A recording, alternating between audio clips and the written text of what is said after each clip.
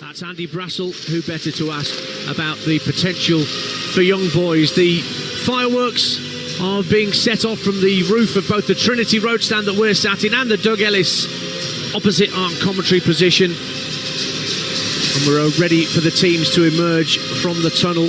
Plenty of 5:45 kickoffs in the Europa League and indeed in the Conference League tonight. I'll keep you updated with goals that go in elsewhere. There is a new old manager at Young Boys as well, Gerardo Seoane, who's back for a second spell. He only came back at the back end of October, so we'll see how his philosophies get across to his players after he took over from the previous manager, Razvan Lucescu. Anyway, there's another game involving a British club in the Europa League, and it's Celtic who are taking on a Dutch side of Feyenoord tonight in Rotterdam. Watching for Talksport 2. Good evening, John Dunn. Good evening, Dan. Yeah, both sides in the lower reaches of the mega Europa League table. Both need improvement if they are to progress to the latter stages. Celtic making 3 changes from Saturday's 1-0 win at St Mirren, their first away win in their last 5 games. Colby Donovan, Luke McGowan and Yun Yang are coming in. Anthony Ralston, Johnny Kenny and Sebastian Tuete drop out. Celtic have got 4 wins from their last 5.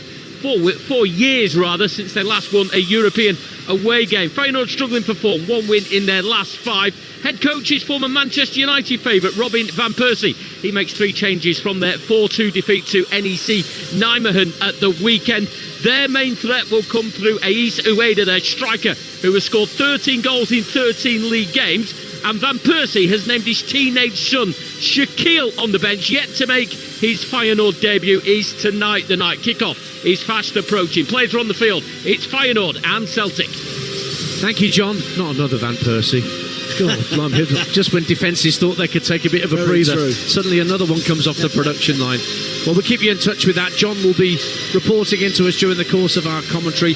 This is the first part of a double bill of European action here on Talksport 2. After we're done, we'll go into the Conference League and see how Crystal Palace get on in Strasbourg, who you may or may not know are managed by Liam Rossignol these days, who was doing such a good job at Hull City and is doing a very creditable job at the French League Ernstheim. Meanwhile, on Talksport at 8 o'clock tonight, it is Nottingham Forest against Malmo. Memories of 1979 and the European Cup final, with Trevor Francis scoring that header to defeat Malmo, the Swedish side, who were managed by an Englishman at the time, Houghton.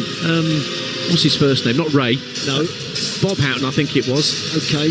And of course, Brian Clough masterminding the first of his 2 successive European Cup triumphs. And I think a lot of the players on both sides who are still, thankfully, with us will be at the City Ground tonight ahead of kickoff. But that's live on Talksport at 8 o'clock. But as we speak, the teams emerge from the tunnel just down to our left-hand side. We're sat here in the Trinity Road stand, closer to the north stand than the Holt end away to our right. And I would say, looking around, I think there's more than 30,000 here. I think there's been a fair degree of walk-up on top of the ticket sales that they had here. So credit to the Villa fans who battled their way down the Aston Expressway and got here to Villa Park. And there's a good contingent of Young Boys supporters in the bottom tier of the Doug Ellis, holding aloft their yellow and black scarves as the players take their place along the halfway line. You can hear the Europa League theme tune thumping through the PA system here at Villa Park. As I mentioned, these two faced off in the Champions League early on in mid-September. Aston Villa went to Bern and won 3-0, including goals from Tielemans and Onana, who both start tonight. Ramsey, the other goal scorer, is not at Villa anymore. And remember, Villa with 3 wins from their opening 4 Europa League matches this season, whilst Young Boys, it's feast or famine. They've won 2 and lost 2. They beat FCSB, you might know them as Stade Bucharest, and Ludogorets Razgrad of Hungary, but they lost to 2 Greek sides, did Young Boys, Panathinaikos and PAOK. But in recent times in the league, they've been performing much better. They won 4-1 at St Gallen, who were just above them in second place in the Swiss League table, and then they beat bottom side Winterthur by 5-0 on Sunday. But they have made a number of changes, 4 changes from that winning side. But as I mentioned, Andy Townsend, Villa have made 7 changes, and it doesn't matter about the competition, whether you switch from Premier League to FA Cup or League Cup or Europa League. The issue always is when you make that many changes that you don't want a team of strangers. No, you don't. No, you sometimes wonder whether you're going to disrupt the rhythm and the flow, particularly now Villa have really got up to speed. I was commentating on Man City against Leverkusen a couple of nights ago. Guardiola made 10 changes, and that City team just never really got into their stride. No understanding, no? No, it can happen, but again, I do think with the Villa line-up tonight, despite some changes, Dance, I think there's enough, particularly through the centre of the park with Martinez, Pau Torres, with Yuri Tielemans, Onana, and Morgan Rogers, who plays every week for this Villa team. I still think there's enough there to ensure that not too much of that really good form they've been in at the moment is lost. Well, the top 3 in the Europa League are all playing in one of these early kick-offs. Midtjylland, who topped the group, are at Roma. Freiburg in second go to Victoria Plzeň, who themselves are in the top 8. And third place, Ferencváros. Robbie Keane still there? They're going to Fenerbahce tonight in Istanbul. And the bottom 4 teams, actually the bottom 5, are all yet to win in the Europa League. But I'll keep you updated with goals going in. Most of those games are already underway, so we're a little bit delayed here at Villa Park, and also in the Dragao where Porto are playing Nice. That game's not got underway either. Number 27. But let's see what the young boys are made of. And they're not young boys, because you did ask the question, and I check the ages, and it is a proper blend of youth of experience. Yes, it is. Actually, there was a number of younger lads, I think, on the bench.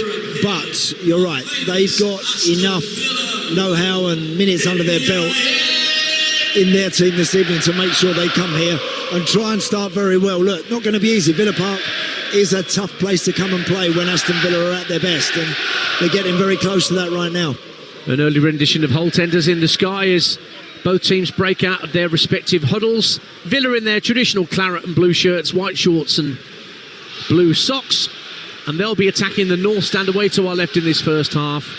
Young boys in their all yellow with little hints of black stripes down the sides of the shirt. They're defending the north stand, and Daniel Marlin from the kickoff tries to burst through the middle and forces Zukru to get in his way, and the ball ends up back in the arms of the keeper, Marvin Keller. Yeah, that would have been an electric start, Dance. That was a good ball, actually. Clipped through to Daniel Marlin. Just his first touch let him down. It's going to be a throw-in as the ball hits the corner flag, as Sancho hit it against the right-back Sadi Yanko. So the throw-in is Villa's at the north stand end, right next to the corner flag. And Ian Matson is preparing to take it. Sancho's come short from the dead ball line, gives it back to Matson. Now he rolls it back to Tielemans, the skipper for the side tonight. Bags of European experience since his days with Anderlecht when he came through the youth system there in Belgium. Tielemans has it again. Elects to work it back to Lindelof, who plays it to Bogard, who's actually playing at right back. I thought Lindelof would go right back and Bogard centre half, but it seems to be the other way round. Yeah, I actually personally always felt that Victor Lindelof would probably start as a central defender. I've seen Amari Bogard playing as a right back, and he's always one of those players, Bogard, that can seem to just slot in very comfortably wherever he's asked to play. Here's Lauper, who was playing at centre half on Sunday for young boys, but playing in a defensive midfield position, at least it seems, for the time being tonight, but they look quite fluid. Ball's gone out of play and Villa have a throw. 0-0, we've played a minute and a half here at Villa Park in the Europa League. No goals anywhere else, apart from the Dragao, where a goal's just gone in, and Gabriel Veiga has already given FC Porto the lead against Nice. Porto starting the day in 14th place in the mega table. Villa, as I reminded you, are in 6th as we get underway here. Sancho out to the right-hand side, and Bogard knocks it back in field, and now Tielemans in the centre circle. Looks for an option, just chips it out to his left for Matson, just over the halfway line for Aston Villa. Rodgers has come short, but Matson won't be able to thread the ball through to him. Marles was in the way, and so Pau Torres neatly threads the ball up to Rodgers just over the halfway line, protects it from 2 or 3, does well, good strength for Morgan Rodgers, and then as soon as I say that, tries to play the ball with the outside of his boot, and it goes well out of play for a young boy's throw. 0-0. Yeah, Morgan Rodgers playing just in behind Daniel Marlin. Again, I think that's a position that he can be very, very comfortable in. He can play anywhere, float anywhere along the field, in behind Daniel Marlin and just in front of Onana and Tielemans, and he's a dangerous player there, because if he picks the ball up, turns and runs at people, he goes past them very easily. Looks to me as though young boys are actually playing 5 at the back, They are, 3 centre-halves. They're playing with three centre-halves. What they've got to be careful of, whenever you play that formation, you've just got to be careful you don't end up with 5 or 6 in a line, because you're getting penned back, and that leaves forward players isolated and you can't ever get out. So if you're going to play those 3 central defenders, they've got to make sure someone's got to go in with Morgan Rogers and deal with him. Don't allow him to get the ball and start turning. They've never won in England in their previous visits. They did manage to get a draw in the Europa League against Liverpool a few years ago, but it's a hard task for them tonight. 22nd in the table as things stand, but the back-to-back wins they've got domestically may give them a bit of confidence going into this one, particularly with their new manager back at the helm in Seoane. Trying to bring the ball clear with Peck. It breaks for Daniel Marlin, who takes a drive, and a great save from Keller. Flying to his left-hand side and tipped it over. Marlin just let fly from about 25 yards. Good save from the keeper. Corner to Villa, 0-0. It's a stunning strike from Daniel Marlin, it really is. I'd say he's about 22, 23 yards out, almost central, on his right foot, with room to really get his head down and hit that true and hard, and that's going right towards the top corner. Lovely touch from Keller, just to tip it over the bar for a corner on the far side. Which they've taken short, Villa. Work back to Tielemans, right-hand corner of the box. Rogers touches it out to Sancho on the right wing. Feints to cross, but then checks back. Being faced up by the defender. Tielemans again with the ball into the box. Headed down and over the bar. I think it was Bogart that went for it, and also Gesson was in there. I think Gesson got the final touch. Yeah. But it went over the bar. Goal kick to Young Boys, 0-0 on Talksport 2 with 4.5 played. Yeah, it was Evan Gesson. Actually, I think it might have actually almost come off of a yellow shirt in the end and gone over the bar, but goal kick given. But good early pressure from Villa. Again, I was at the Maccabi Tel Aviv game here, and as you said, Dance, it was obviously for reasons well known. It was a slightly strange atmosphere, but Villa were a little casual in the opening 10 minutes. They've started this evening a lot better, on the front foot, playing in the Young Boys half of the field. Made 7 changes tonight, Villa, for this Europa League tie. Got some big games coming up. Andy's going to be here, a week on Saturday, when Arsenal are the visitors in the Premier League lunchtime game, live on Talksport. Here's Tielemans, just in front of his own 18-yard line. Long ball to Van den Gesson is getting away into the area, left-hand side defender trying to stay with him. He's driven out to the dead ball line, and it ends up being a corner kick to Aston Villa. In the end, that was good defending by Hajram. Had to come across from left-back to cover the run of Gesson, trying to burst his way through the middle of the pitch. And it's another typical through ball from Yuri Tielemans, who already has been given far too much room. Brilliant ball, 40 yards, right down the middle of the field. Evan Gesson has run from the right side, infield, makes a great run, and really should have got his shot away before he was well defended. 6 minutes gone. 0-0. Short corner for Sancho, who drives it into the near post, completely unmarked. But Keller makes the save. Could Sancho have done better? 0-0. Yeah, he could have done better. I mean, that's not a short corner. That ball was rolled 20 yards to Jadon Sancho, picked it up about 2 or 3 yards from the corner of the 6-yard box. And even then, no yellow shirts came out to meet him. Roma lead the Europa League leaders, Midtjylland, by a goal to 0. Evan Ferguson? It's not, no. It's Neil El Ayouni that's got the goal for Roma in the early stages. Here at Villa Park, it's 0-0 with 6.5 minutes played. Unai Emery, as usual, plenty of gesticulation, plenty of movement, rarely stands still at the edge of his technical area, always cajoling. Gesson let the ball just drift over his head. He runs onto it right-hand side, up against Hajam. Thinks about moving in field, then rolls it down the right-hand side of the box for Rogers. Early ball in for Marlin, who just couldn't poke it home from in front of him. It's a lovely, sumptuous cross for Morgan Rogers, and Marlin stuck out a right leg and just couldn't quite connect. Yeah, great ball in. Just hit it early. Didn't look for Daniel Marlin there, Morgan Rogers. Just got in a wide position on his right foot, whipped it in, and the centre forward was at full stretch and was very close. If he'd have made contact, he scores. Yeah, he was feeding it into an area, wasn't he, Morgan Rogers? Yeah. I like that. I like players that do that, Dan. So I think Too often you get players in wide positions, they're looking, want to drop something on a sixpence. Daniel Marlin isn't a conventional 9. He's not going to want things, up in the air where he can battle with centre halves. Just whip it in there and ask him to try and get on the end of it. Very close. Our first of 3 commentaries from around Europe involving English club sides tonight across the Talksport network.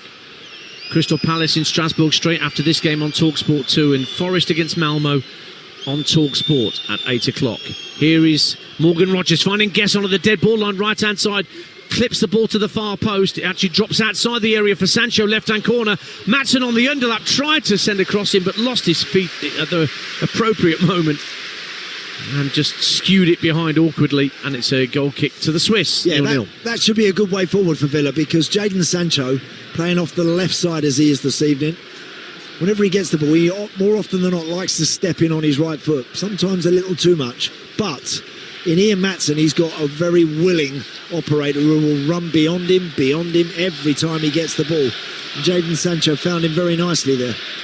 Long ball downfield, looking to find Cordova, the big hulking striker for Young Boys. It'll break in the middle for Dominic Peck in the middle of midfield, but he's been dispossessed.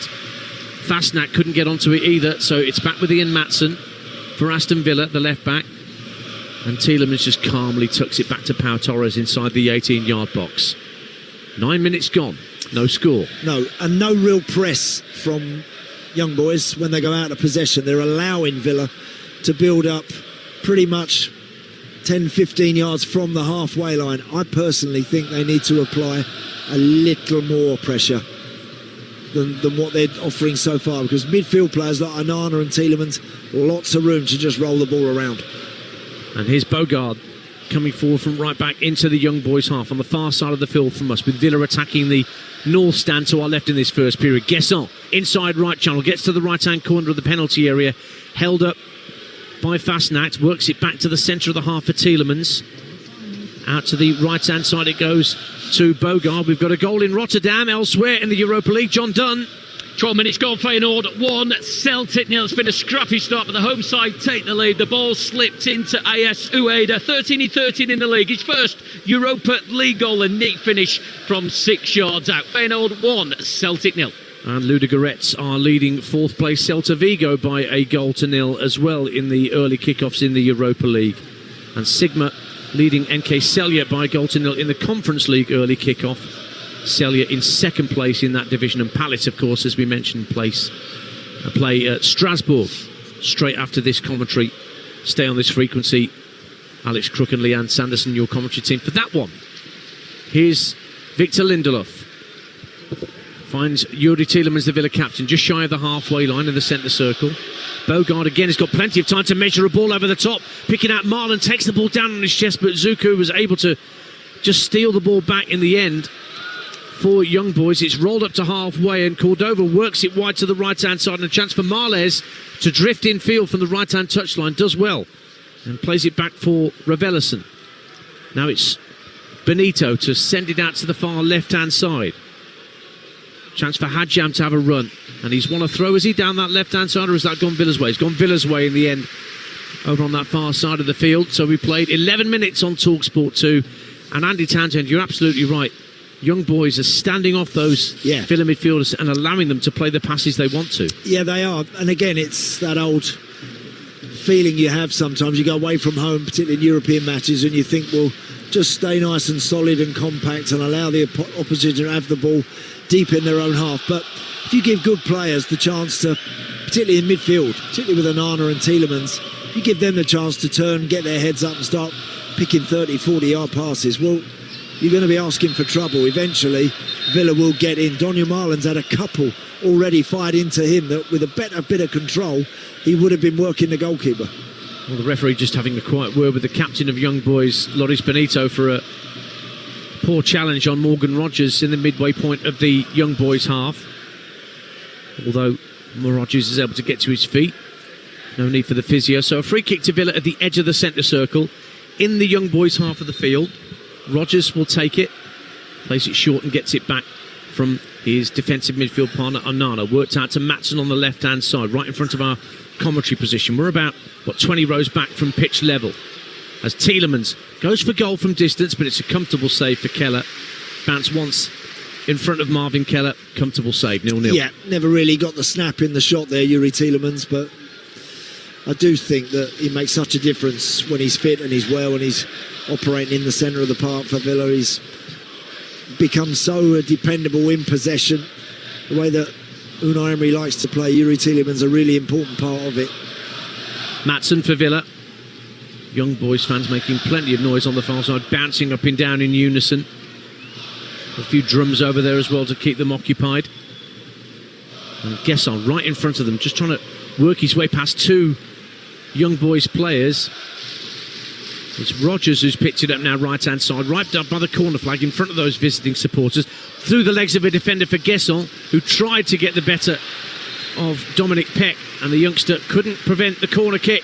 Another one for Aston Villa at the North Stand end, 0-0. Yeah, I think already what we've seen in the opening 13 and a half minutes here is that if Villa take a bit of care at the top of the field, anywhere in and around the 18-yard box, with either a delivery or a clever little pass, I think they're going to start raining the shots down on Marvin Keller. Being carefully placed down in the corner quadrant on that right-hand side by Yuri Tielemans. There's a love train of Villa players in and around the penalty spot. They break now as Tielemans floats it to the far post. Onana heads it back across the face of goal. Might be kept in play by Tielemans far side. It is. Draws it into the nail post, and Marlon nearly got a touch, but it was cleared away by Benito for another Villa corner to our left, 0-0. How many people started humming the Love Train song in their mind dance when you just mentioned that? Because I did straight away. I'm sorry, I didn't mean to do that to you. I've not heard it called that before. All right, okay. I'm not the first. I'm sure I'm not the first. Anyway, not a love train really this time, but there's a clutch of Villa players in and around the penalty spot in a straight line, really, including Pau Torres and also Onana and Marlon and Gesson. Tielemans might take the corner short. Sancho's there with him. Does find Jadon Sancho. Rolls it back to Maatsen at the edge of the area. Tries a left-footed shot. Balloons it high over the bar. Something similar to what I saw Mo Salah do last night when he was in the sort of position for Liverpool where you think he's going to pull the trigger and find the top corner. And he found the same sort of row in the stands that Maatsen did there. 0-0, 15 minutes gone on Talksport 2. Yeah, whenever you get a ball like that on the edge of the box, there's always the temptation, head down, hit it hard, and always got to try and make sure you hit the target. And of course, when you blaze it over as Ian Maatsen did just there, then you relieve all the pressure.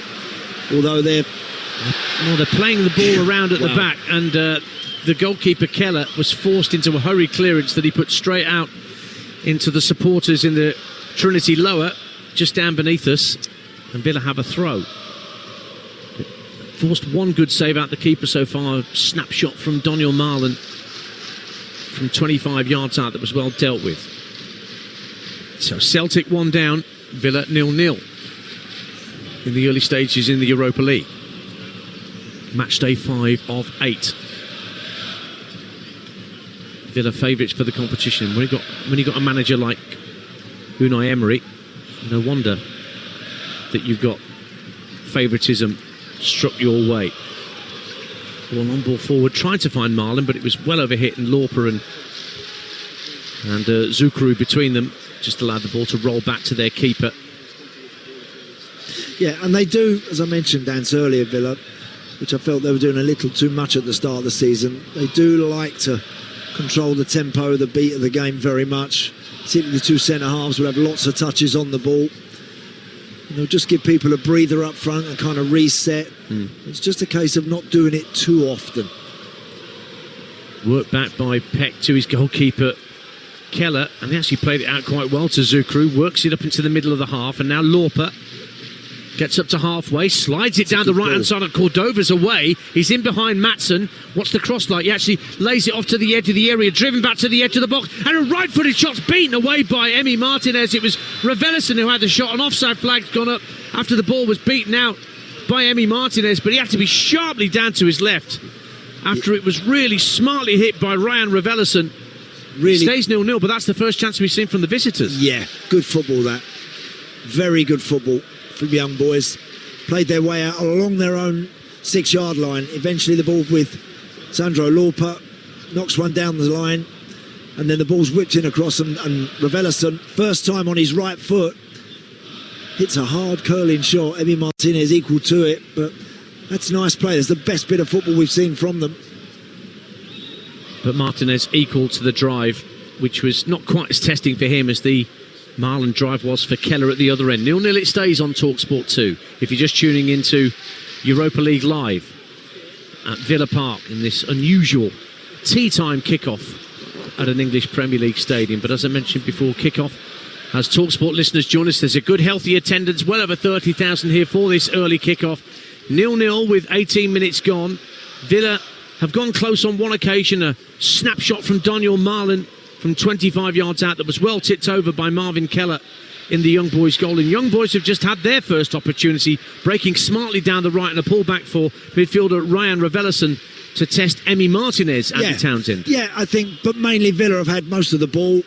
Their back four up on the halfway line, very close to it, and it's just sort of probe, pass, just waiting for the right moment to try and get Daniel Marlon or Morgan Rogers involved. But, yep, I think Villa started with a nice tempo and good imagination about their play, but that's the first little threat we've seen from Young Boys just about 2 or 3 minutes ago. That strike from Raveloson forcing a really good stop from Martinez. Villa have won it back, and then Onana is cleaned out by Dominic Peck, the young midfielder.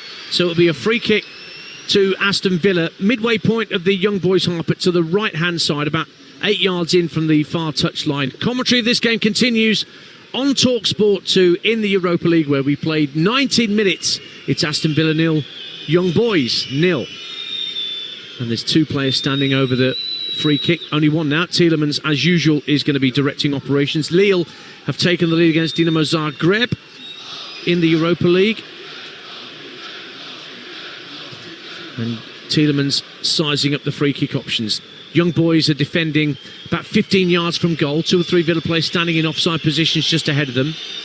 They should move back onside as Tielemans addresses the ball and sends the free kick in from the right-hand side. Referee blows his whistle.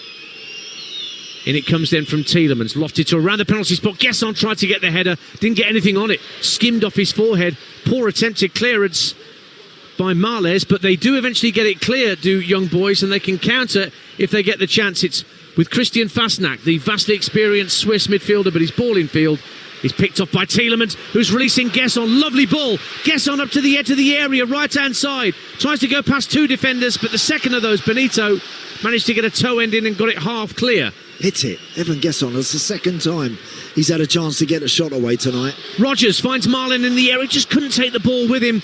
And Sandro Lorpa got an important foot in for Young Boys. They're getting closer, Aston Villa. They're playing those balls in and around the area, just trying to find that final pass. I do think Gesson's got to take the strike. I think there he's running onto one. He's 18, 19 yards out. He's got the room to get the shot away, but he's sort of looking up, picking his head up, seeing if he can find another pass. No, I think there are certain situations, take the responsibility yourself. If you can get that shot away, do it. Marlon again, looking very busy up front, clips the ball into the area, looking for the run of Rogers, but the Young Boys defenders, well, they work it back to their keeper, but again Rogers hurried him into the clearance and he put it straight out for a Villa throw on this near side. 0-0. Yeah, it's good play, Morgan Rogers there. He is revitalised. I think there were a few Villa fans questioning his consistency in the early part of the season. Boy, how he's found it his game. Oh, certainly. I mean, his free kick as well at the weekend. The first goal was a clever one at Leeds, but the free kick was an excellent strike, and I think shows you where he is right now, Morgan Rogers. Look, he's playing regular for England.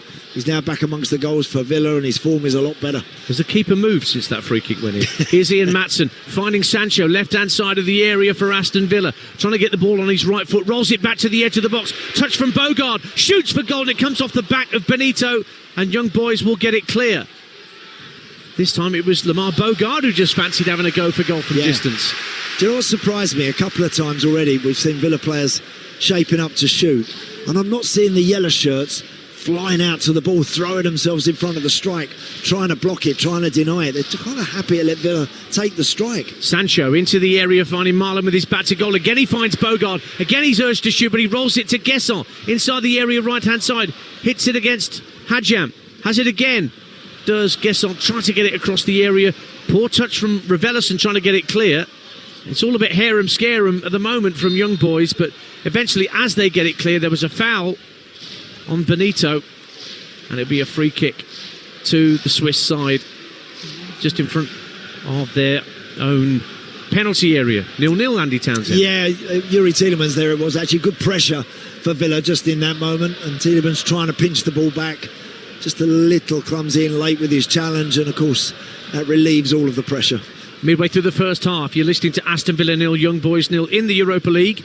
Live on Talksport 2 with Enterprise Rent-A-Car. Whatever it is, they're here for it. Ian Danta and Andy Townsend with you at Villa Park. With the home side trying to win possession on halfway. Marlon looking to release Rodgers down the left-hand side. Good run from the England man. Faced up by two Young Boys defenders. He's got the better of them. Clips it to the far post. Headed across goal. Marlon tries to flick it in from the 6-yard line, but just couldn't get the connection he wanted with the inside of his right boot.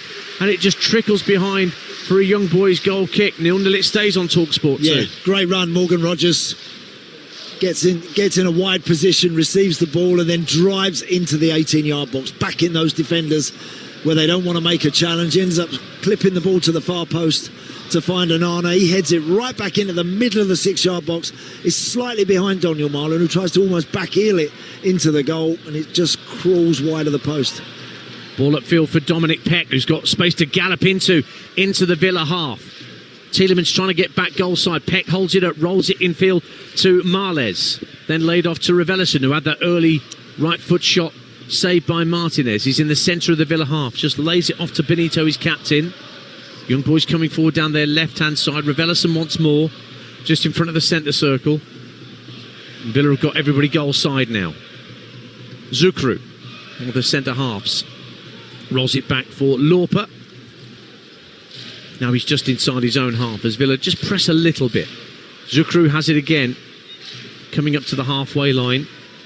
And he finds Marles. A little run being made through the middle by Cordova, the striker, but not used by the Young Boys back line. And Lorpa's just taken the game down to walking pace. They have conceded 10 goals in their 4 Europa League matches, Young Boys, which is the worst defensive record in the competition.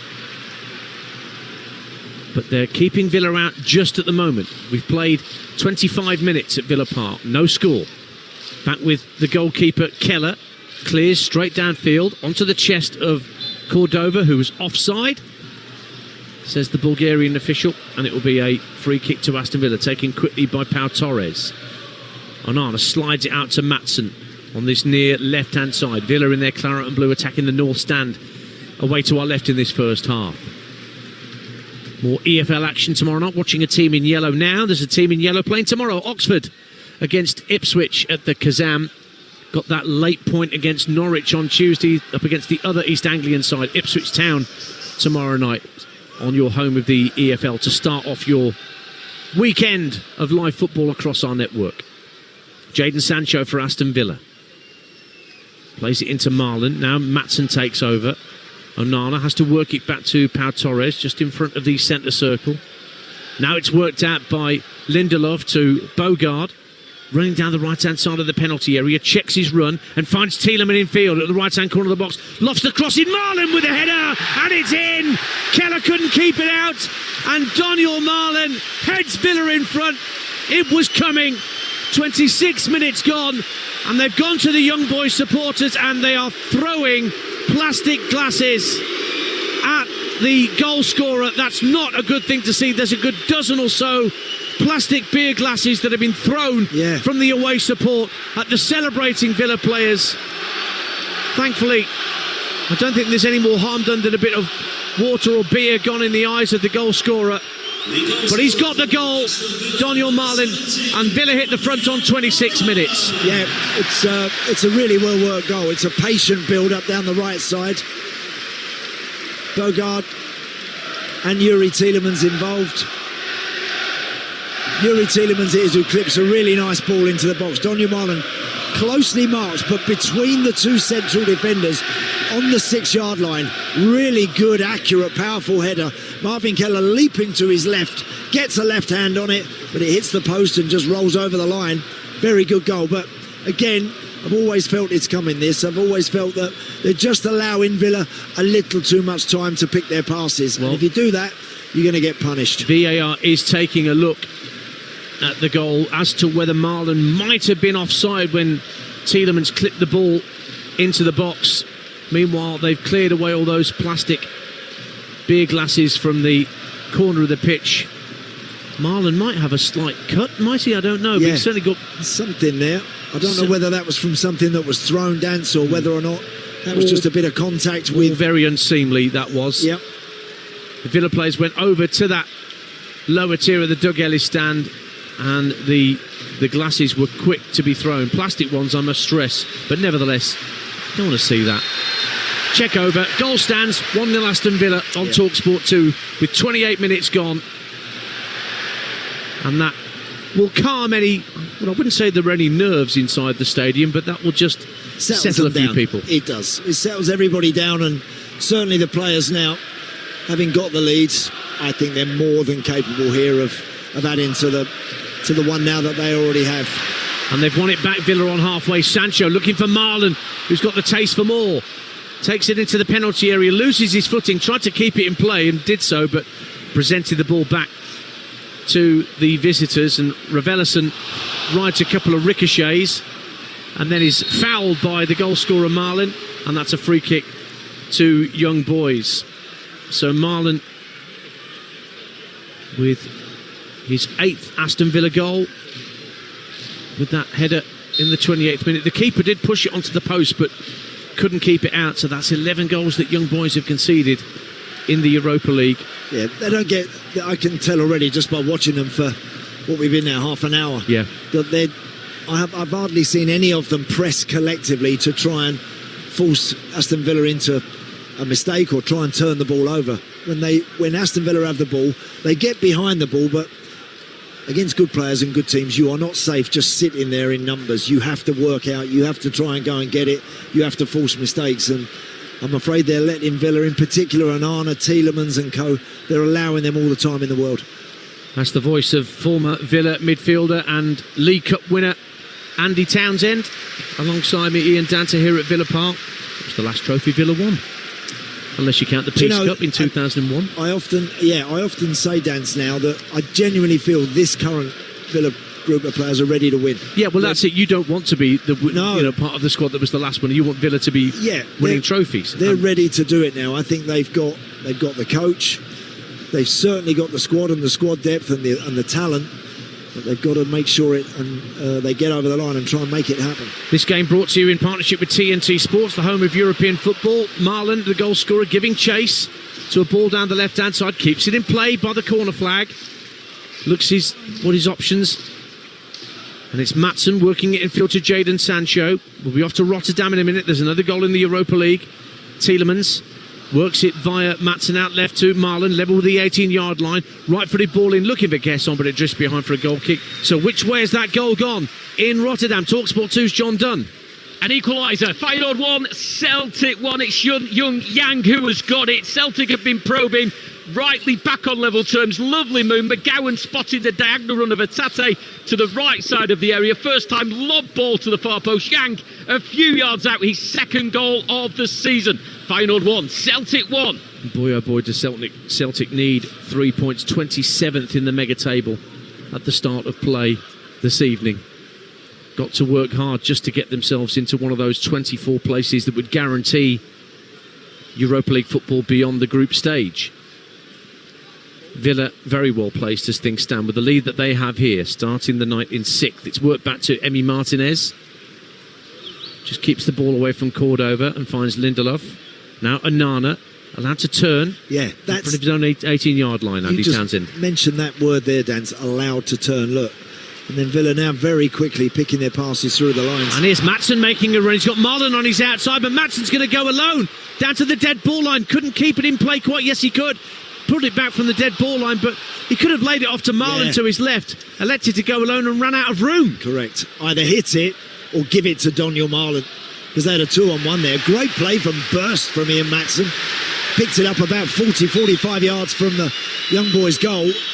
Burst forward, he had Daniel Marlon to his left and he went the same way but kept the ball. He should have, I think, put Marlon in, but the other thing, if you're going to go on your own, then make something positive happen, get a shot away. By the time he had the ball under control, he was at the dead ball line and just had to hook it. He actually did well to get the cross in, didn't he? He did. Just a little bit big for everyone at the back post, but... Onana in the centre circle, feeds it out to Bogard, who can now scamper over the halfway line down the Aston Villa right. Onana again, just slows the game down for a moment, rolls his foot on the ball and clips it back to Lindelof inside the centre circle. Onana again, once more allowed to turn fully 360 degrees almost to find himself some space. Lindelof will play it left to Pau Torres. Thinks about threading the ball up to Sancho, but instead it's come out to Maatsen on this near side. Infield it goes to Rodgers. It actually came back to Ian Maatsen inadvertently. Not the intention, I don't think. Tielemans, whose cross supplied that first goal for the header from Marlon. Rodgers, inside left position, gives it back to Tielemans. Now Maatsen very patient, and now Rodgers has been released by Maatsen down the left-hand side. Keeps it in play at the dead ball line. Tries to play it through the legs of the defender, Yanko. But he was too cute for that, Sadie Yanko, and then a foul by Rodgers gives Young Boys a free kick in their right back position. 33 minutes gone on Talksport 2.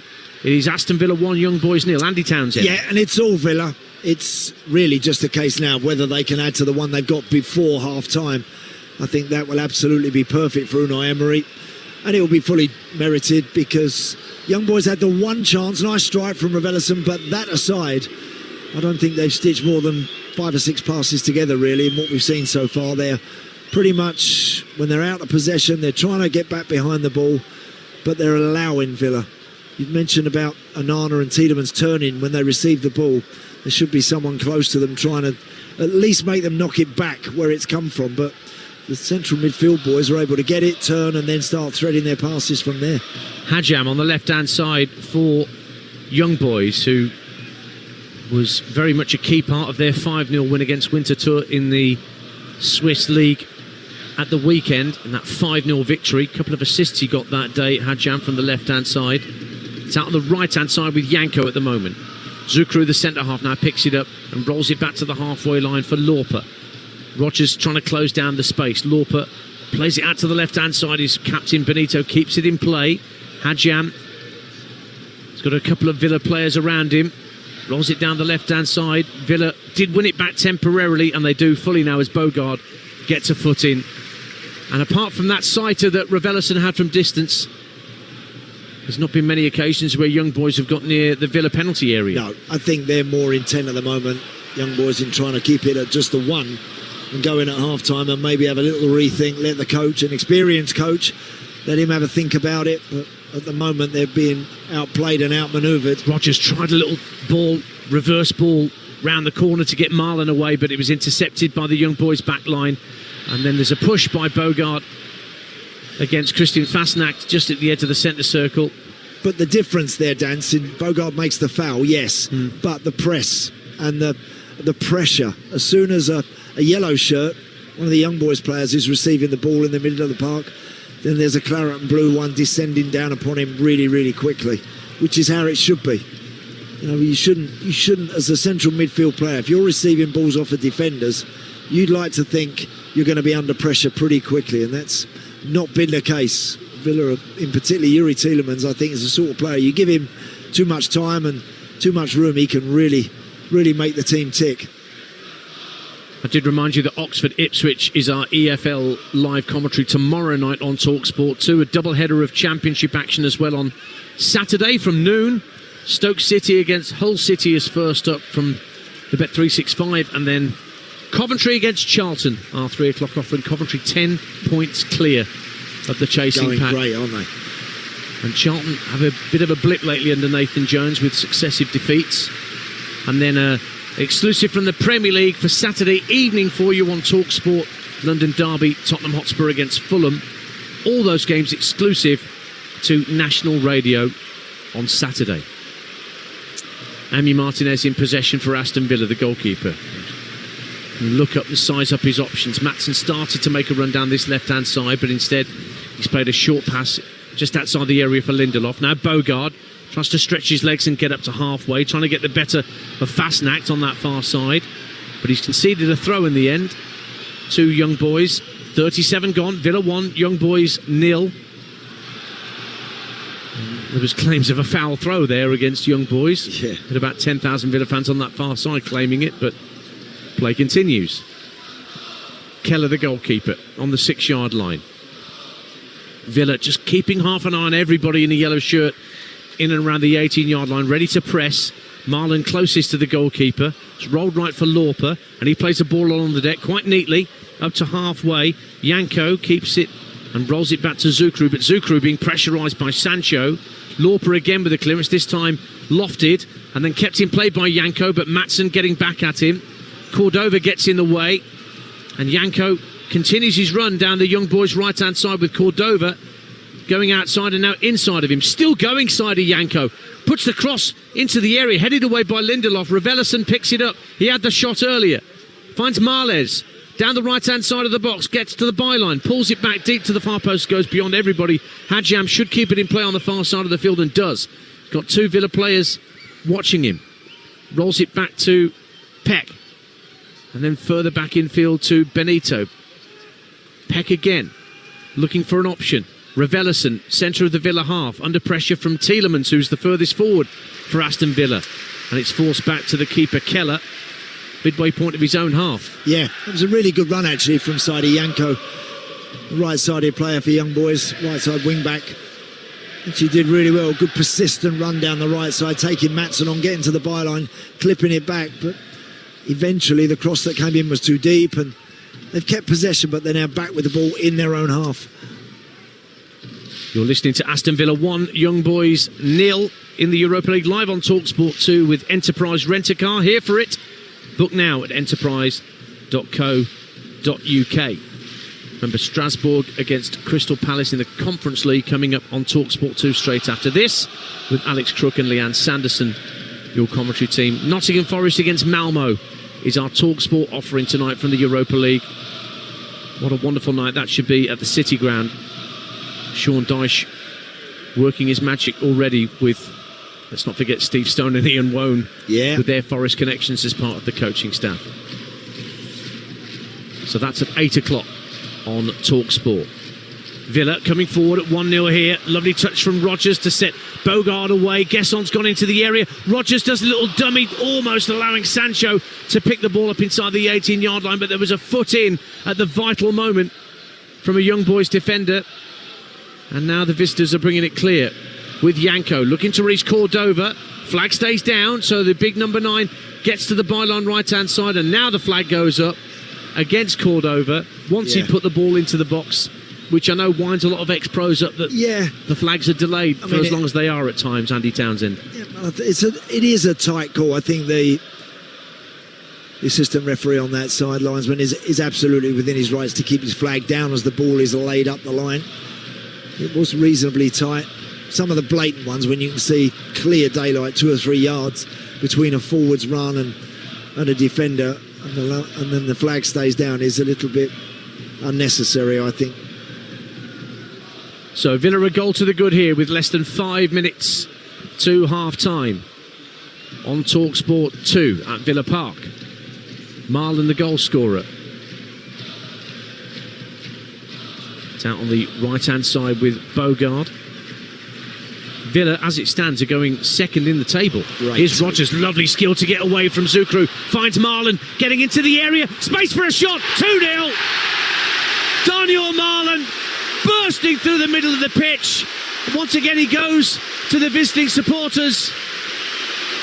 And 1 or 2 plastic cups are thrown once again in his direction, but he's moved sensibly away from that already. But a super run from Daniel Marlon, but a lovely turn from Morgan Rodgers to set it all up. Marlon did the rest. Villa 2, Young Boys 0. All too easy. Yeah, and again, it's a ball played from the middle of the park over the halfway line into Morgan Rodgers, who takes it beautifully in his stride. Couple of touches, finds Daniel Marlon 1v1, back in a defender into the box, steps in on the right foot and dispatches it past the goalkeeper. Really clinical, effective play. Daniel Marlon again showing that down the middle he's a handful. He's direct, he's always on the lookout for that sort of delivery into him. And if he can get it onto his right foot, he can finish. That's a really good goal. 2 for Villa, 2 for Marlon. And it's a very contented Unai Emery, I'm sure, on the touchline. He doesn't always show it, but he'll be happy that he'll be taking his players in at half-time with a 2-goal cushion. Yeah, What have you spotted, Andy? Yeah, one of the young boys' players, I think, is just telling his own fans to just calm down a little bit. Because Well, there's a bit of an altercation going on the far side. The police have gone in at that lower Doug Ellis tier, and there are a few skirmishes between the police and young boys supporters right at the bottom of that Doug Ellis stand. I tell you, they're going for it. They really are. This is not a good sight whatsoever. In fact, Christian Fastnacht is going over once again to the young boys supporters to urge them to calm themselves, because there's still plastic cups. There's about 24 policemen at pitch level trying to calm things down, but there are young boys supporters who are coming down those last few steps of that stand, reaching over and trying to throw punches, clear for all to see. Now, in fairness to Donny Marlon, when he scored the goal, he was naturally running that way. And you know what, when you're in the hurly-burly of trying to finish and knock one in the back of the net, you're not automatically thinking about, oh, if this goes in, I wonder which way I should run. I don't want to upset them. He just naturally ran that way and was celebrating, obviously, putting his team 2 up. And then from that moment, again, we saw all the plastic cups raining down. And then just as both teams will look like they're about to kick off, I just noticed, I think it was Benito over there in front of his supporters, pleading with them to just rein it in a little bit with the throwing of the plastic cups. And then they seem to get involved with the stewards and the police. Yeah, there's a combination of police and stewards in high visibility jackets who are still at the base of the Doug Ellis lower tier where the young boy fans are situated. And once again, it's going again. There's potential altercations down there. There's 1 or 2 young boys fans actually being pulled out from the bottom of that stand, and that has angered others in the stand, that individuals are being taken away. More beer is being rained down. That's crazy. On those from the West Midland Constabulary. And there are cheers from the Villa fans as one particular individual from the travelling contingent is led away down the exit tunnel to our left-hand side at the north stand end of the ground. And the game still hasn't restarted, as we're about to find out how much added time we'll have at the end of the first half. There's a couple of seats now, Dan, I'm seeing being ripped out and thrown as well.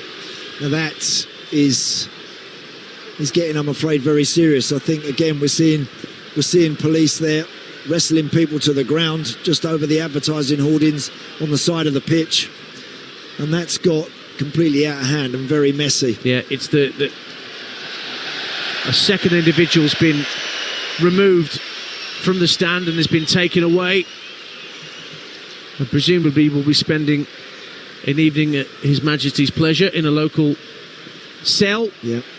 But it's all a bit uneasy over on that far side. There are some young boys fans who've moved away from where the trouble is to the less populated part of that Doug Ellis lower tier, as if to say, I don't want any part of this. But there are probably a good 24 young boys fans right at the front of their travelling contingent who are spoiling for more altercations with the police and the stewards. Yeah. And we're still waiting for the game to restart. 2-0 to Aston Villa, in case you're tuning in, but we've been delayed for a good 4 or 5 minutes because of the supporter unrest from the young boys fans opposite our commentary position. And only now does it seem to be calming down a little bit. And some of those young boys fans moving away from trouble to a less populated part of the stand. I believe Celtic have gone 2-1 up in Feyenoord. We'll get confirmation of that as we go, but we're well into the stoppage time that was due to start, and finally the referee is content that everything's been contained over on that far side of the field, and a huge cheer as we restart play. Yeah, well, there'll be a big inquest on what we've seen over there, because there were officials and police and fans. They were really throwing punches at each other all round over there, because it was getting nasty. You think back to all the problems that surrounded the non-admission of fans from Maccabi Yeah. here a few weeks ago. Young boys turn up, and I'm not sure that young boys have much of a reputation. Oh, there's a horrible clash. Zukru's been caught inadvertently by Morgan Rogers. A clash of heads. I think it's caught him right on the nose, Tanguy Zukru, and he's gone down needing treatment, and this will prolong the first half still further on Talksport 2. Yeah, it certainly will. Totally inadvertently catching Zukru there, Morgan Rogers. That was more shoulder to Yeah. the face rather than back of the head, but it wasn't deliberate from Morgan Rogers at all. Yeah, he's just saying actually, he's pointing Morgan Rogers, he's saying sorry, but you know, Yeah. I had my eye on the ball and I've just caught you with my shoulder, but yeah, that's look, it's been bright from Aston Villa. I think they've started the game with the right tempo and the right intent, scored the first goal, got a really good second one again, Daniel Marlon, Rogers and him combining really nicely, but all the talking points, I'm afraid, probably tomorrow are going to be about what we've just witnessed there. And there is still unrest at the bottom of that stand. There are still plastic beer cups being thrown at the police, and there's still one or two individuals who are spoiling for a fight, without question. Play back underway. Zukru, thankfully, is none the worse for wear, and he's back out there for young boys. 2-0 to Villa. We've played 48 and a half minutes, and I didn't even see a board go up for how many minutes would be added. No, nor did I, Dance, I'm afraid. We've all But had our eyes it's all perfectly- academic because of all the trouble that we had. Marlon on a hat-trick for Aston Villa. Comes in field, 30 yards out. Tries to play a 1-2. Sancho takes a shot at goal. Blocked by Zukru, who went to ground on the 6-yard line and slid in and made the important block for young boys to prevent it being 3-0 to Aston Villa. Yeah. One back by Sancho on the far right-hand side, but he runs into Benito, the captain, who can clear up to halfway. And a foul by Lindelof on Cordova means young boys get a free kick just shy of the halfway line. Yeah, he's been razor sharp, Daniel Marlon. Very, very nearly got his third there. Lovely 1-2 on the edge of the box. Actually, when the ball came back, Jadon Sancho was there. It's interesting to watch him in that position because I'm so used to seeing him in his Dortmund days as a right-sided midfielder. I mean, which is good because having, you know, that ability to chop and change position and play off of one side, but I think he really likes it down the middle. Yeah. And of course, Ollie Watkins is very different, not as pacey, not as quick as what Daniel Marlon is, and as direct. Holds the ball up probably better, Ollie. Works in the gullies and in those channel areas to hold the ball up a bit better. We've played 5 minutes of added time. We believe that there were 4 minutes that were originally scheduled, but that all became, as I say, a little cloudy once all the unrest was kicking off in the away section opposite us. Villa in possession with their goalkeeper Martinez. Referee has a look at the watch. And we play on as Torres clips it up to halfway. Sancho runs into trouble. Young boys have it back, and it's Males who comes in field. Finds Fastnack, lays it off to Raveloson, out to the right-hand side, and Yanko. Yanko gets to the byline, the cross comes in, it's volleyed away by Pau Torres. And then Yanko can't collect the ball as it's headed out to him. And the referee does finally signal for half-time. And Aston Villa are firmly in control of this Europa League tie. But I'm afraid to say the young boys fans are not in control of their temper. Because after the second goal that Marlon scored, after a lovely through ball from Morgan Rogers, the young boys fans took it upon themselves to take on the West Midland Police. And 1 or 2 have been removed from that Doug Ellis stand. And that unfortunately has marred what's been a pretty solid first 45 minutes, Andy Townsend, from Aston Villa. Yeah, look, 2 up and looking like they can add to it. So I think pretty impressive stuff from Villa. Expected to win this game tonight, expected to win it comfortably, and they're absolutely on the right foot and thoroughly deserve and merit their 2-0 lead.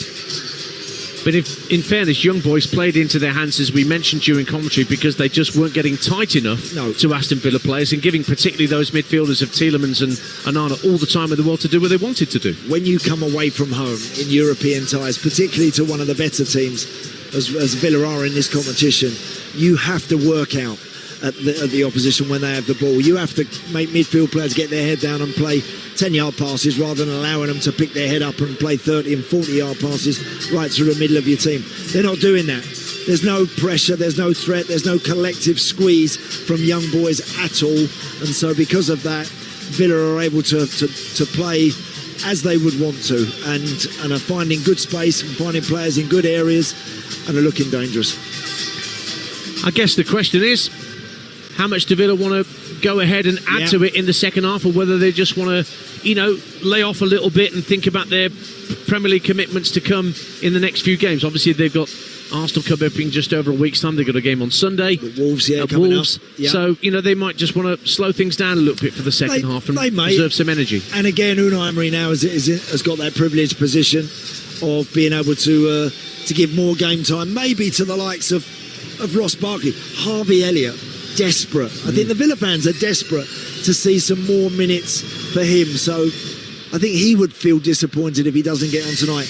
And maybe more importantly than all of them, Ollie Watkins as well would like to maybe come on, and he'd fancy his chances to try and knock one in the back of the net against these boys. So 2-0 to Villa here, and as I mentioned in commentary, I believe Celtic found their way to go for a second time in Rotterdam. Talksport 2's John Dunn.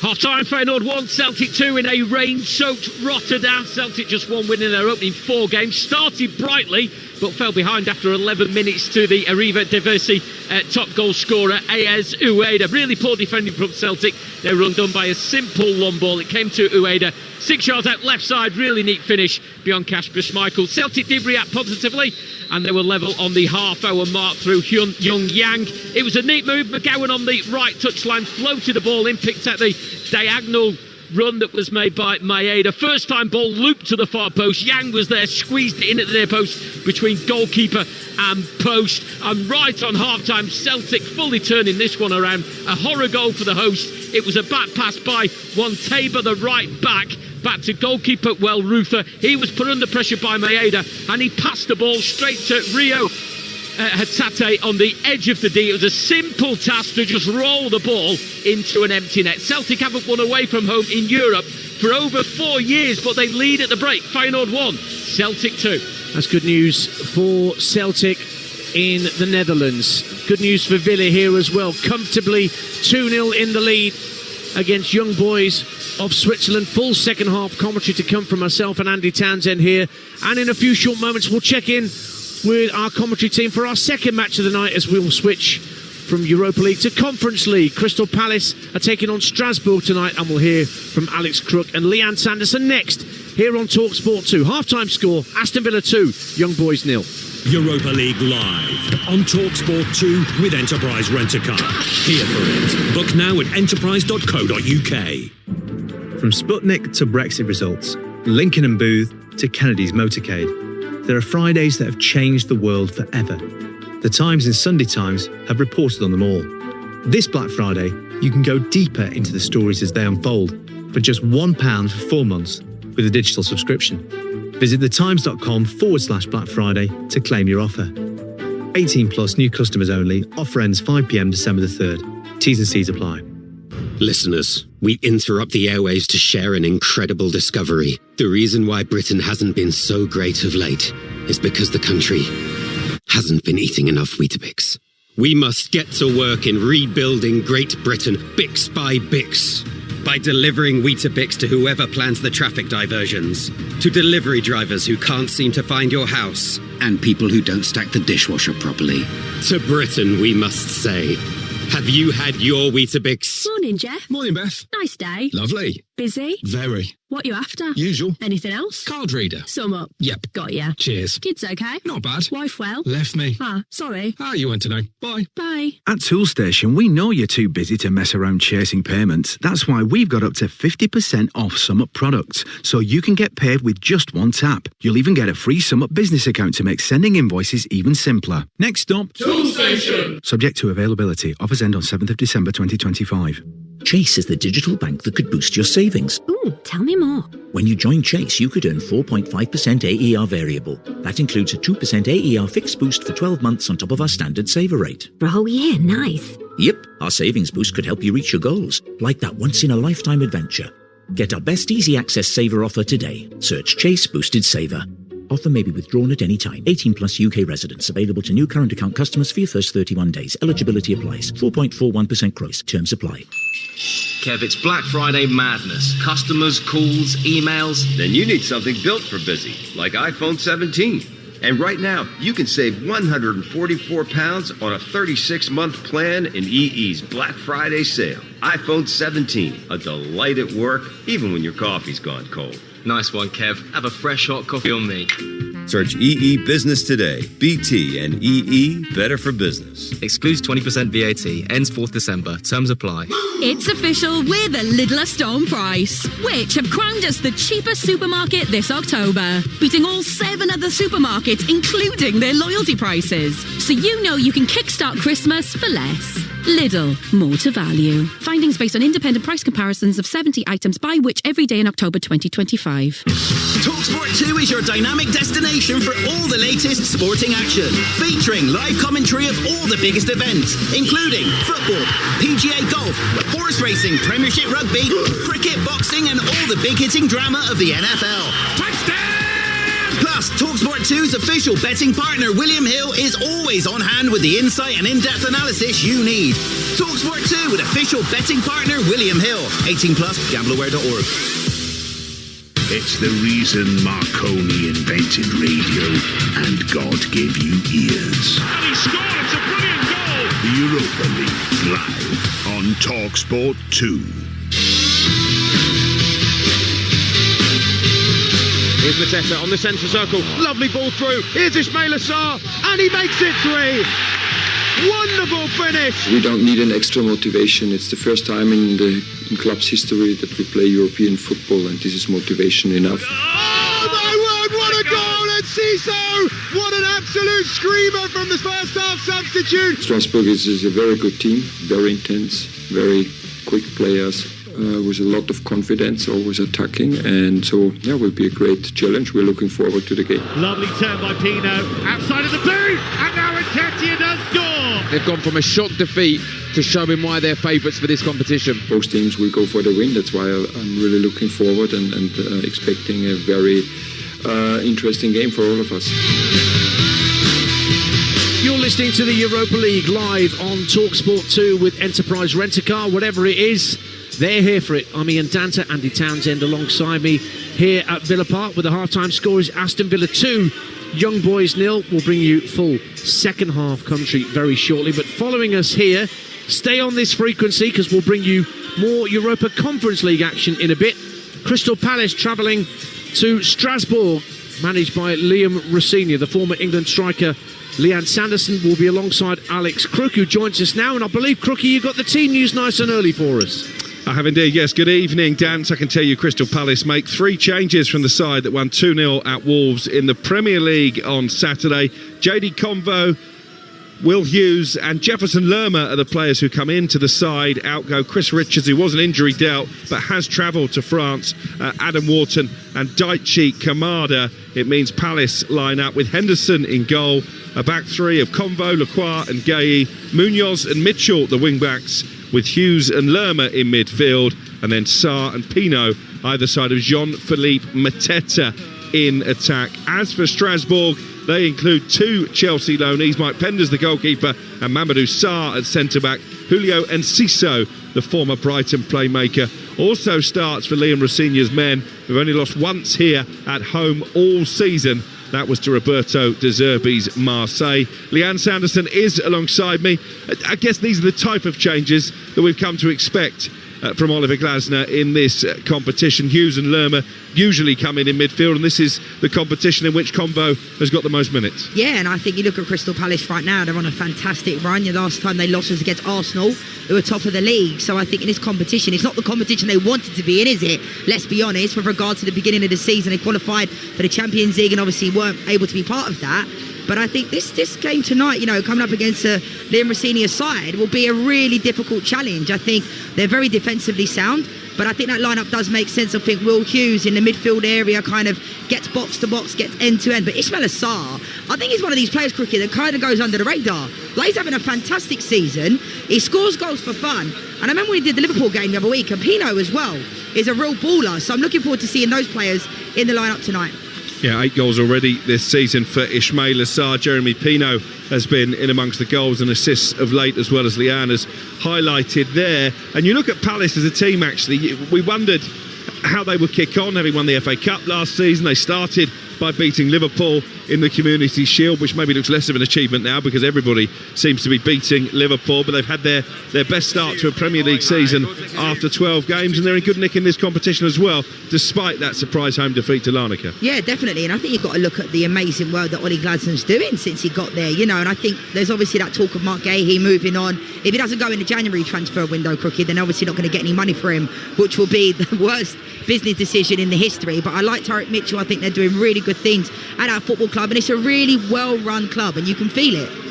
30,000 expected inside the stadium tonight. The atmosphere will be raucous. It's undoubtedly Palace's biggest test of their maiden European campaign. See how they get on from 8 o'clock this evening right here on Talksport 2 as Crystal Palace take on Strasbourg. Thanks very much indeed, Crookie. So Crookie and Leanne will be your commentary team for that game straight after we're done here at Villa Park. Whilst over on Talksport tonight, we're bringing you Nottingham Forest against Malmo in the Europa League. It's a repeat of the 1979 European Cup final. Forest back-to-back wins, and their manager Sean Dyche is really pleased with the progress that his team have made since he took charge last month. I'm up with the general direction. I think there's still more to come from what we can do as a collective, that is. But they're certainly applying themselves very well. I think, like anything, you're wondering when the Big Brother cameras turn off, and I think they have, but they're still consistently delivering. The demand in training's good, trying to absorb and take on another manager's sort of view.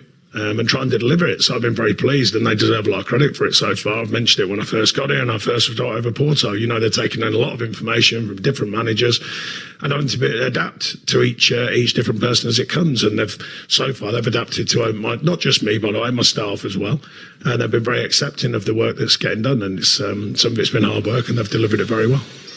Sean Dyche, the Nottingham Forest manager, and members of that 1979 European Cup winning squad for Nottingham Forest will be in attendance at the City Ground tonight. So will Talksport, Natalie Sawyer hosting, and Mark Wilson and Dean Ashton, former England and West Ham striker, will be your commentary team. That's an 8 o'clock kickoff on Talksport in the Europa League. Europa League here as well at Villa Park with a half-time score of Villa 2, Young Boys 0. This game brought to you in partnership with TNT Sports, the home of European football, and it's Daniel at the double so far for Aston Villa.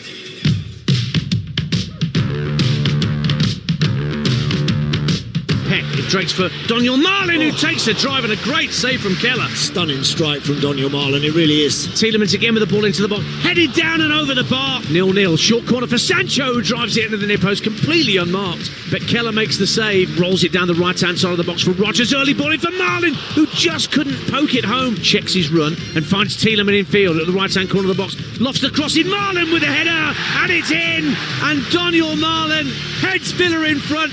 It was coming. Here's Rodgers, lovely skill to get away from Zukru. Finds Marlin, getting into the area. Space for a shot. 2-0. All too easy. Really clinical, effective play.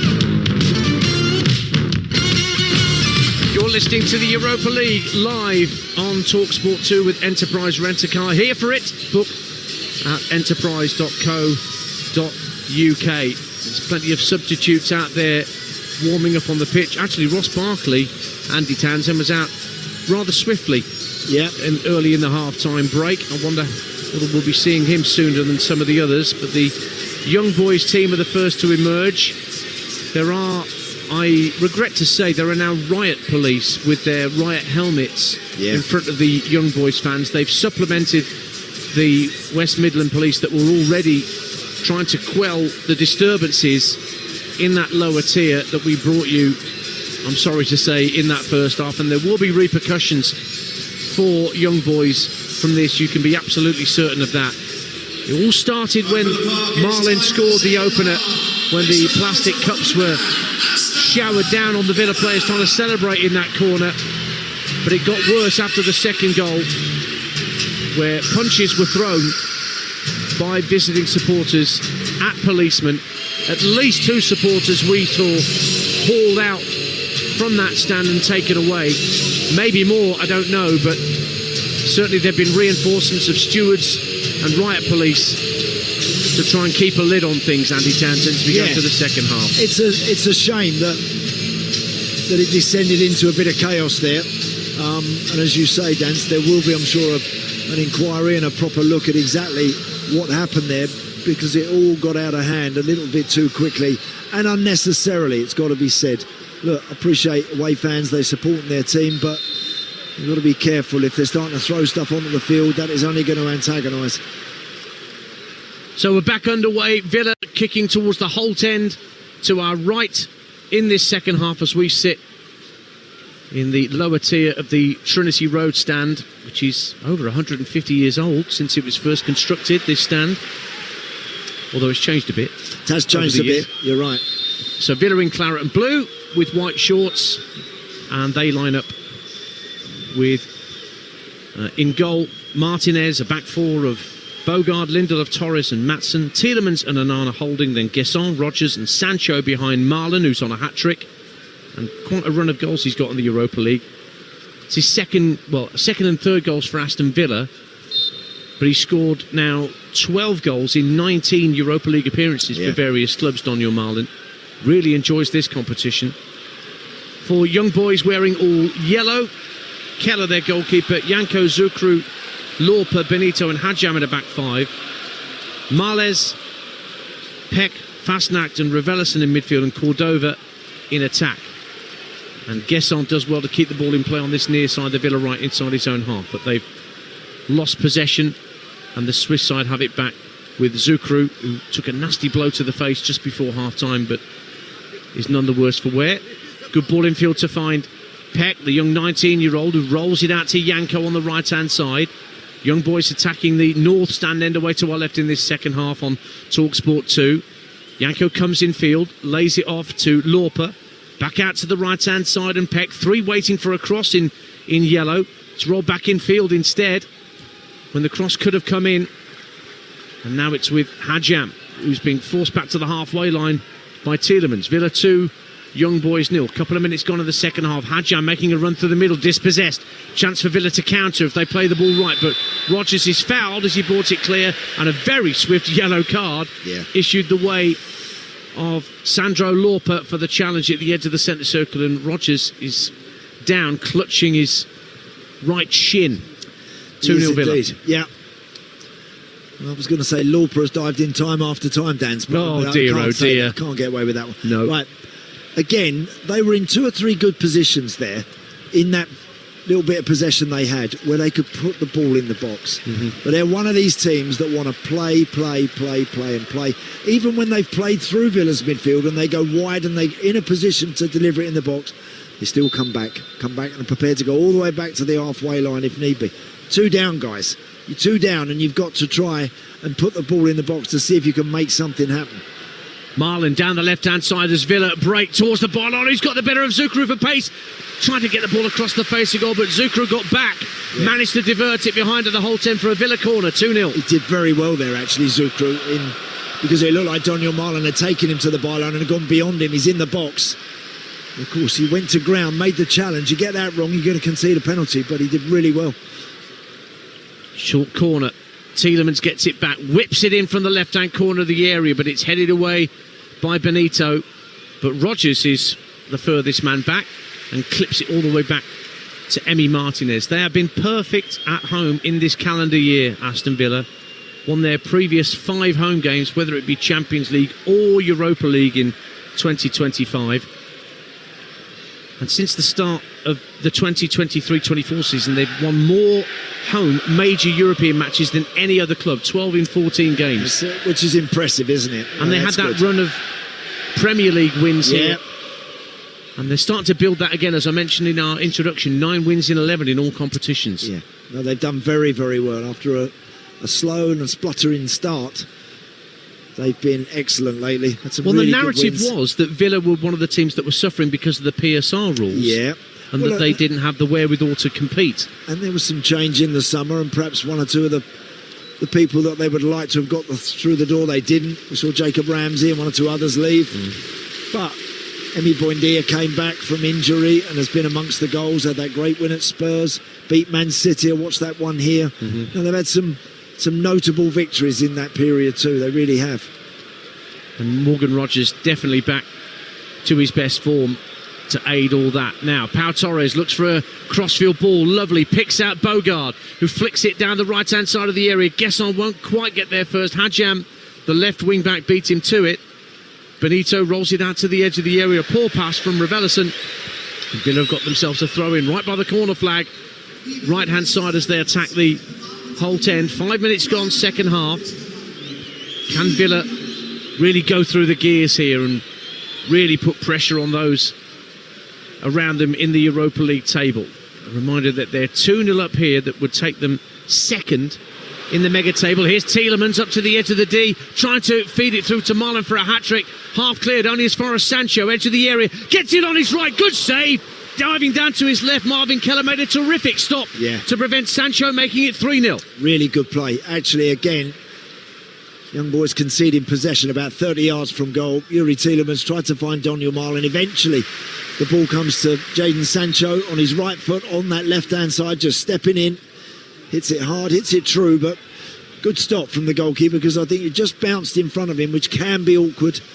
But he made sure he leapt to his left and dealt with it nicely. In fact, if Villa go through the gears and get more goals, the way that the things stand at the moment with Midtjylland losing, Villa could go top here of the mega table tonight. Guesson driving it across the face of goal from the dead ball line, but it was too high for anybody. But it's kept in play on the far left-hand side by Maatsen. Rolls it in field for Sancho. Sancho plays a 1-2 with Rogers. Tries to give it back to Rogers again, but it's cleared away by the young boys' defence, and then Cordova loses out to Maatsen, slides in Marlon down the left-hand side of the area, checks onto his right, dinks it to the far post, looking for Guesson, headed clear, but Onana on the scene so quickly to try and wrest possession back. Oh, he's done brilliantly, Amadou Onana, out to the right-hand side, works it in field for Rogers. The pass intended for Guesson was telegraphed somewhat, and young boys end up winning a throw, but Amadou Onana did not give that up for a second. 2-0. Like telescopic legs there he had, didn't he, where he managed to win that ball back. Done really well. Again, I think he's an intelligent footballer, Onana. In this team, he's got to make sure that he is Yuri Tielemans' his minder. He's always happy to sacrifice his own game to make sure that others around him can flourish, and that often happens when he's playing in the middle of the park. Tucked infield by Bogard for Tielemans, just in front of the halfway line. Now Torres takes over for Villa. Through the middle for Rogers, onside, rolls it across for Marlon! Hat-trick, Daniel Marlon, but the flag goes up as Marlon put it in the back of the net. I'm sure VAR will have a check. Looked a confident flag from the assistant on this near side. I would think, Dante, it's for Morgan Rogers. I would think. We'll have a little look here. Well, Rogers, he looks offside as the ball's dinked forward. It's going to be tight. It's quite tight. It's going to be tight. It certainly wasn't when Morgan Rogers rolled it across the 6-yard box for Daniel Marlon to knock it into an empty net, but he looked like he was just offside there, didn't he? How unselfish, though, from Morgan Rogers, not thinking he had the goal to him at his mercy if he wanted to go for it himself, but he decided to roll it to his left. Lots wouldn't have given it there. Yeah. But it wouldn't have mattered anyway. He was offside, and even if he'd have gone on his own. But I think he was just recognising that Marlon there was in a really good position and on a hat-trick. Rain starting to intensify here at Villa Park. It was dry when we got here, but there's a lot of rain coming down now. Marlon trying to work the oracle at the edge of the young boys area. The Swiss only get it half clear. Tielemans at the edge of the D, almost made room for a shot, but back came Raveloson just to take the ball off his toe. And young boys get it clear, but quickly Villa win it back as soon as they'd lost it. Sancho having to track back into his own half to keep possession, tight to that far touchline, and he was unable to do so and keep it in play. So Villa are at level with Midtjylland on 12 points at the top of the table, but their goal difference is +6 to Midtjylland's +7. So a couple more goals here would see Villa top of the heap with 5 games played of the 8 in the group stage. And there's a couple of changes being readied by Unai Emery, and Andy Townsend mentioned Emi Buendia, but here's Marlon into the area. Great challenge by Zukru, but Gesson gets it back to the dead ball line, pulls it back to the far post over the head of Marlon, and Young Boys will get it clear. And Villa are in the hunt to add to their 2-goal scoreline. Certainly are. Gesson does really well there, stands that ball up. Too big for Daniel Marlon. Jadon Sancho should be in that box, should be looking to get in there a bit more. Marles for Young Boys. Rare foray forward for the Swiss, up to the edge of the area, and a right-footed curler from Fasnacht, never troubling Emi Martinez at all, just sailed well wide of the angle of post and bar. And not only is Emi Buendia going to get some minutes, but Ross Barkley, another player that Andy Townsend mentioned at half-time, he's coming on as well, just getting a few last-minute instructions from the familiar figure of Austin McPhee. And Villa are going to make changes at the next break in play. 10 gone, second half. It is Aston Villa 2. Young Boys, as a Villa fan, gets his head to a ball, put out a play by a Young Boys defender. Good connection. Good connection. He'd probably be dizzy now for about 5 minutes watching the game because the ball's soaking wet. It's driving rain, as you mentioned, Dance. Yeah, out to the right-hand side. Yanko for Young Boys, faced up by Maatsen, rolls it back to Peck, who tries to cut in field. Four waiting for a cross at the edge of the Villa penalty area. Peck again has it, driving again in field, but just taken off his toe by Jadon Sancho. Got a vital foot in. And Marlon slides it back to Sancho, carries the ball up to halfway, slides it in field for Rodgers. Rodgers again with a first-time ball, trying to release Marlon. Again, unselfish from the Villa attacking midfielder. But again, the pass was somewhat telegraphed and Young Boys could intercept. And now Marles tried to play the ball down the left-hand side, comfortably won back for Villa by Bogard. Onana and Tielemans, the defensive midfield pairing, exchange passes, and Maatsen brings it forward once again up to halfway. Very, very comfortable for Aston Villa, and it's actually going to be a 4-player change. So not only are the 2 players coming on that we mentioned in Buendia and Barkley, but Ollie Watkins and Esri Konsa are also going to get minutes here, Andy Townsend. Yep, and I think that's a reflection on what Unai Emery is witnessing. No threat at all from the opposition. It's all about Villa and how much care they want to show in trying to add to the 2 they've got. Morgan Rodgers again a little careless there. Should have kept running with the ball, travel with it if you've got the 10, 20 yards in front of you like he has. He's trying to play that killer pass every time. Yeah, they're looking for Daniel Marlon every time. Well, it's all well and good if you can, but also I think another goal and then they can really start thinking about racking up the numbers. 4 subs in a row being made by Unai Emery.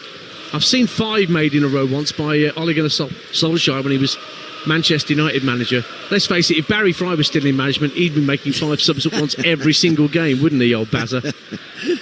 He would indeed.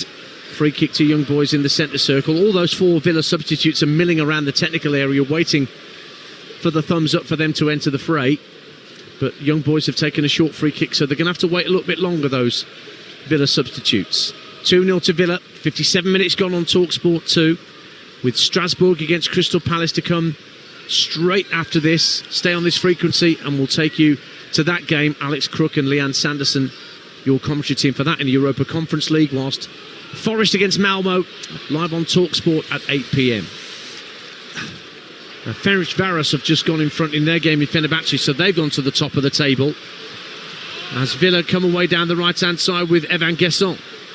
Going to be a double change for Young Boys as well. Gesson, right-hand corner of the penalty area. Rodgers making run down the right-hand side of the box. Gets the better of the defender to the dead ball on across the face of goal. Oh, and they couldn't turn it in. Tielemans and Marlon almost got in each other's way right in front of goal, and somehow the ball went the wrong side of the post. And Young Boys get themselves a goal kick and the offside flag's gone up anyway. All right, yeah. Again, it actually looked like Daniel Marlon hit that one against Yuri Tielemans from about a yard out. Just inadvertently in the way. As you say, it's all irrelevant because the offside flag did go up. Let's have another look at it here. It's just, yeah, it's actually come off Yuri Tielemans, didn't know much about it, then hit Daniel Marlon on the arm from about a yard out. Well, Marlon is the first player to be substituted, actually, and he's going to walk quite cleverly behind the goal at the Holt end to take the acclaim. Couldn't get his hat-trick tonight, but his run of Great goal getting in the Europa League continues. This time in an Aston Villa shirt. 2 tonight. Barkley is on. Tielemans is coming off as well as Marlon. Pau Torres is going to be replaced by Konsa. And the other change is Ollie Watkins. Coming on, Morgan Rogers. Morgan Rogers is the other player being withdrawn. So 4 changes at once for Aston Villa, and a couple of changes for young boys. Alvin Sanchez and Alan Virginius are going to be coming on for the Swiss. But they're just biding their time. They might even not be coming on straight away. Meanwhile, Marlon's making his way down the touchline towards our commentary position. Good night's work for him. And it's always good to get yourself in the manager's thoughts for the role you're playing when it comes to the next Premier League game. Oh, it's won back by Buendia at the edge of the area, immediately coming onto the pitch, dispossessing Raveloson. But he just couldn't find a teammate, and then a foul by Onana, and he's going to get a yellow card, Amadou Onana, for that challenge. Referee almost apologetic, saying, "I've got to book you, son." Yeah, and he goes. I thought he got the ball dance there. In fact, he does get the ball. He gets the ball quite clearly. Hadjam went to ground. Yeah, and there's an very quickly. Sometimes when the ball's loose and you go for it, but he lunged in and got it with his toe.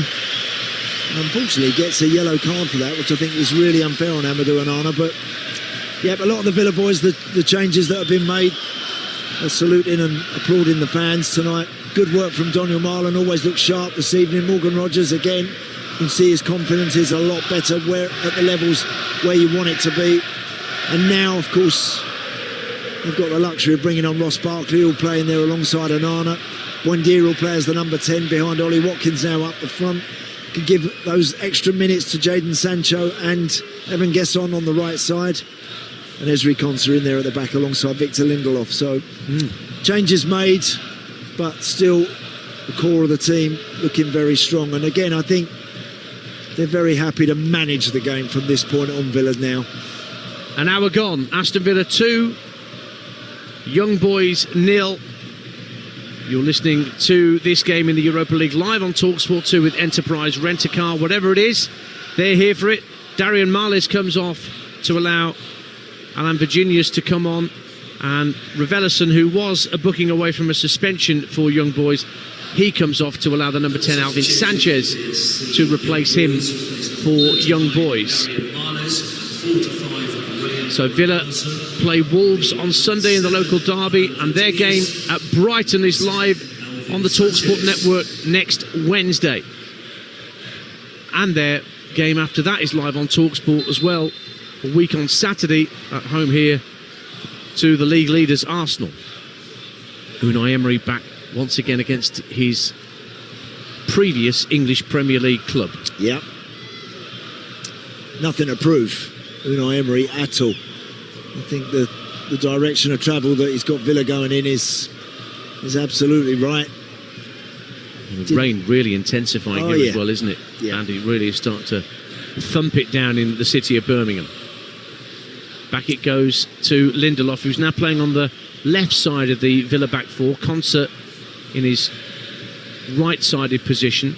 Onana comes short, gives it back to Lindelof, who spreads it out to Maatsen on the left-hand side, faced up by Fastnack, just turns and pirouettes away on the halfway line. And Barkley, almost dispossessed by Sanchez, who's not long come onto the field, just has a nibble at the ankles of Ross Barkley and gives away a Villa free kick. More live football coming later. Choice of listening for you tonight. Talksport, 8 o'clock. Nottingham Forest against Malmo in the Europa League. Here on Talksport 2, straight after this, it's Strasbourg against Crystal Palace. Here's Emi Buendia, scheming his way in field from the right-hand side, looking for Watkins with the ball up towards the edge of the area, but Young Boys do enough. Virginius almost put his team into danger there with the ball back to the edge of his own penalty area, but in the end, the Swiss side win a throw in their left-back position. Hadjam, who got caught earlier by Onana with that challenge, finds Pet in field, who can spread play out to the right-hand side where Janko gets up towards the halfway line, but is run over halfway. He's blocked by good positioning from Ian Maatsen. And Zuccarou will roll the ball back to his keeper. Villa attacking the Holt end in this second half. Oh, it's been given away to Jadon Sancho at the edge of the area. Watkins down the left-hand side of the box. The angle was tightening all the time and he couldn't turn and shoot goalwards. He's kept it in play down by the corner flag left-hand side and gives it back to Sancho, but Sancho's dispossessed by Fastnack. But Young Boys needlessly gave the ball away at the edge of their own box there. 2-0 Villa. It was Lauper again who just conceded that possession, tried to give a square ball out to his fullback that was cut out. You've got to be very careful. You give away square balls and they're intercepted 35, 40 yards from your own goal, you're asking for big trouble. A little bit lucky that they got away with that. Well, they didn't get away with a poor throw, and it's been given as a foul throw by the referee. How often do you see that? Not too often. 25 minutes to go. They're ordinary, aren't they? Let's be honest. The team that Villa are playing here are ordinary at best. Villa fans will remember how ordinary they were made to look in the Champions League last season with a 3-0 win in Bern that Villa achieved in the early stages of the Champions League group stage. They've been awarded a free kick. Cordova was just bundled to the ground by Lindelof. So a free kick to the Swiss. 25 minutes to go on Talksport 2. 2-0 to Villa. As it stands, they're third in the Europa League table. Actually, they've gone up to second because Ferencváros have been pegged back by Fenerbahce. So as I mentioned before, if Villa get a couple more goals here, they're going to go top. Here's Barkley running through the centre of the pitch up to the edge of the area. Finds Sancho, left-hand side of the box, across for Watkins. Couldn't pull the trigger. He was blocked just as he was about to take the shot. I think Jadon Sancho's got to shoot. He's looking to pass that, and he's 10, 12 yards out. Yeah, again, we've had it a few times from Villa players tonight, notably from Morgan Rogers, who's now been substituted, but trying to find teammates rather than going for goal themselves. If you're Jadon Sancho, who's trying to establish himself here, then every time you get a chance to shoot and work the goalkeeper or maybe get yourself a goal, in a game like this, he needs to do it. He's got to try and take those opportunities. Well, if he'd been wearing the yellow of Borussia Dortmund, you could guarantee that Sancho would have taken a shot on goal there. Yeah, probably would have done, you're right, but he's got to find that ruthless element to his game again. He's happy just to be involved in getting minutes, and I understand that, but he's got to find more to his game. It's all a little bit straightforward for Jadon Sancho. He gets the ball, he maybe takes someone on, he drops it off, and there's not enough end product through his game, and he's got to try and find that again. Buendia floats the ball out to the left-hand side. Watkins will collect. Maatsen in support on that far left-hand side for Villa, attacking the Holt end. Maatsen comes in field, he's clipped. Free kick to Aston Villa, 25 yards and goal to the left of centre. Somebody will fancy a strike on goal from this distance. And again, on this sort of night, it is belting down with rain. The pitch is playing incredibly fast. Anything that bounces in front of a goalkeeper on a night like this is awkward. So if you're gonna hit it, head down, hit it hard, get some whip on it, and if it does bounce in front of the goalie, get plenty of men following it in. A couple of changes being readied for Young Boys. Chris Bedia, their striker, is going to be on shortly, and Joel Montero. Are they going to make the changes before the free kick is taken? I don't think so. There's a three-man Young Boys wall being lined up inside the penalty area. 3 Villa players standing over it. Sancho and Buendia. Maatsen's there as well, but it favours a right-footed drive. It's just whether it's Buendia or Sancho. Maatsen makes a run. It's given to him by Sancho across the face of goal. Can they turn it in? No. Young Boys managed to get it half clear. Well worked free kick from the Villa training ground, but it didn't quite come off. Guesson, right-hand corner of the penalty area, rolls it back to Buendia. He clips it out to the left-hand side of the box, but it's headed away only as far as Onana, who goes to ground. No free kick, says the referee, but Barkley picks it up and drives a left-footed shot only just wide of Keller's right-hand post, who was at full stretch. Really lovely daisy cutter from Ross Barkley, but it stays 2-0 to Aston Villa with a quarter of the game to go on Talksport. And again, I don't blame Ross Barkley, another player that really would like to have more minutes than he gets. So he gets one opportunity there on his left foot. He has a couple of touches, gets it out of his body and hits it hard with his left foot. It's always a couple of yards wide of the post, but certainly don't blame Ross Barkley for taking that chance. Cordova and Fastnack to the young boys players being taken off so that Chris Bedia and Joel Montero can come onto the field. Damage limitation for young boys, really. They're going to stay in the lower reaches of the Europa League mega table and make it very difficult to get through to one of those qualification spots for the playoff round ahead of the knockout stages once we get into 2026. Villa, no such worries. No such worries. Putting things right from the defeat to go-ahead Eagles in their last Europa League tie in Holland. Now, way down the right-hand side comes Sanchez, and Virginius is in the box, and he looks for a goal, and they've got a goal back. It's been tucked in by Chris Bedia, who's only been on the pitch for no more than a minute, and they came forward in numbers. Villa went to sleep at the back. Virginius rolled down the right-hand side of the area, put it across the face of goal. Bedia running in, just slammed it home from 3 yards out, and they've reduced the arrears. Villa 2, Young Boys 1. Yeah, and I was just looking to see if there was an offside flag, and I think they're good. I think they're absolutely good there. That's really good play. Got to say, that's fast, attack-minded passage of play there from Young Boys. Why, oh why they wouldn't do it a bit more, I've no idea. Because that's really good. That opened Aston Villa up. Really nice finish. Lovely ball across the 6-yard box. Obviously, it's being checked. We've got a little delay here. I'm pretty sure, Dan, that goal's going to stand.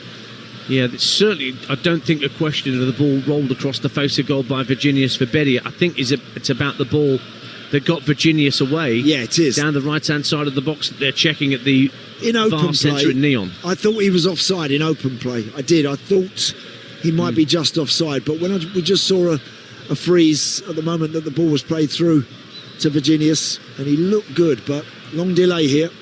Yeah, the referee standing stock still like he's playing musical statues, waiting for the word in his earpiece as to whether this goal stands. 71 minutes played, waiting to see whether this is a goal back for the Swiss side. Referee still waiting for confirmation. It's obviously hands on hips all round Villa Park. Yeah. I tell you what, it makes for a very different last 20-odd minutes. An unexpected last 20 minutes. It does. Because every time they attack from now on, and they get within 30, 40 yards of goal, then there just might be a little unease around Villa Park. This game brought to you in partnership with TNT Sports, the home of European football. And still we wait. Now, we've got semi-automated offsides in European football. This should be able to be sorted much, much quicker than it is right now. We've been waiting well over a minute and a half for a decision to be made. It just says VAR in a white box on the Jumbotron screens. No further information. And this is what winds fans up inside grounds, that they get no information. What's the VAR check for? We know, we can guess because we've got the monitors here, but fans don't have monitors. The way that the referee is standing there, it looks like he's been given information. Looks like it's offside. Oh, it's been given as offside. Villa have a reprieve.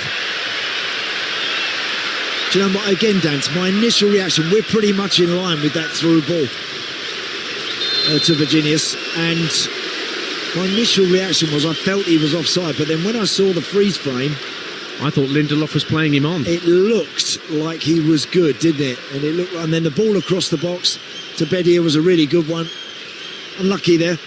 But again, at least they showed there a little bit of courage and a little bit of intent to serve it forward and get some players in the box. That's the first time they've got forward since that Revelation shot in the first half. Correct. Here's Gesson at the other end as play restarts. Villa 2, Young Boys 0.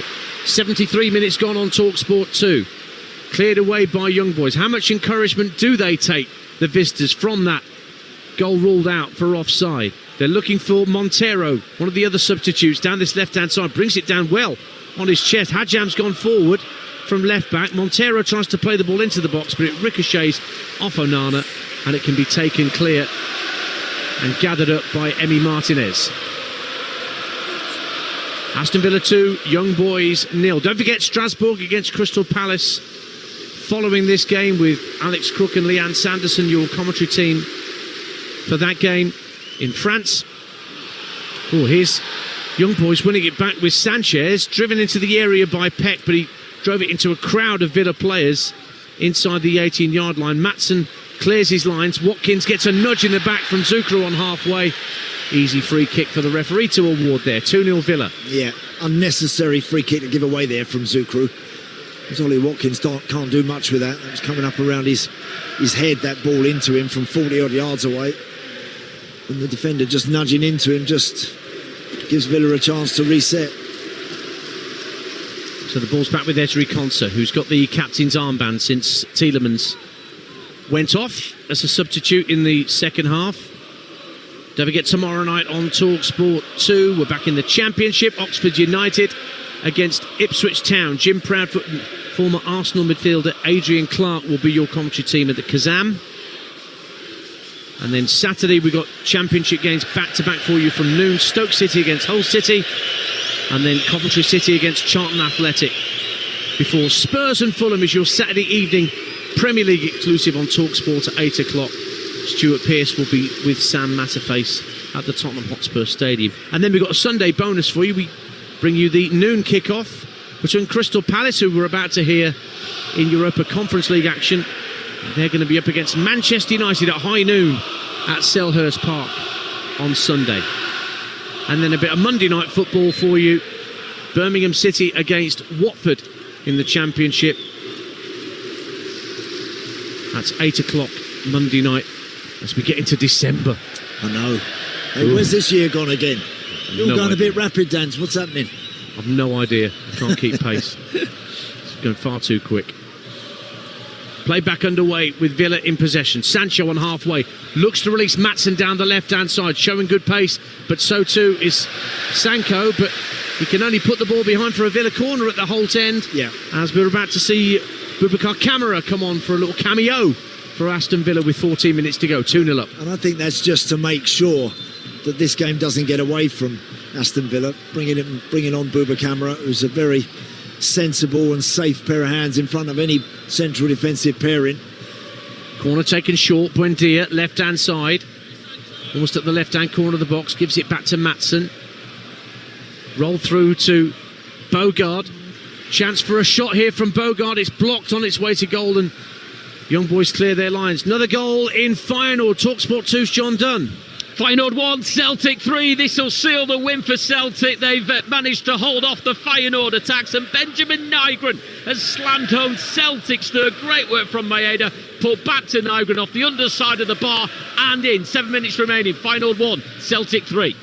Well, that'll take Celtic, that win, into the top 24, 18th or 17th, I think, based on their goal difference in and around Dinamo Zagreb. So good news for Celtic. And Martin O'Neill, still doing it. Certainly is. Still the temporary interim.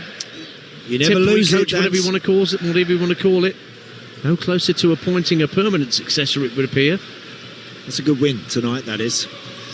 They're one down, weren't they? Yes, they were. Yeah, one down. That's a good win. So the ball's out on the left-hand side with the centre half, Benito, the captain, goes back to the goalkeeper. Benito again slides it up to halfway, and Hadram pokes the ball in field, gets it back, not once but twice, this time from Montero. Peck in the centre circle, strokes it out to the right-hand side, and Yanko.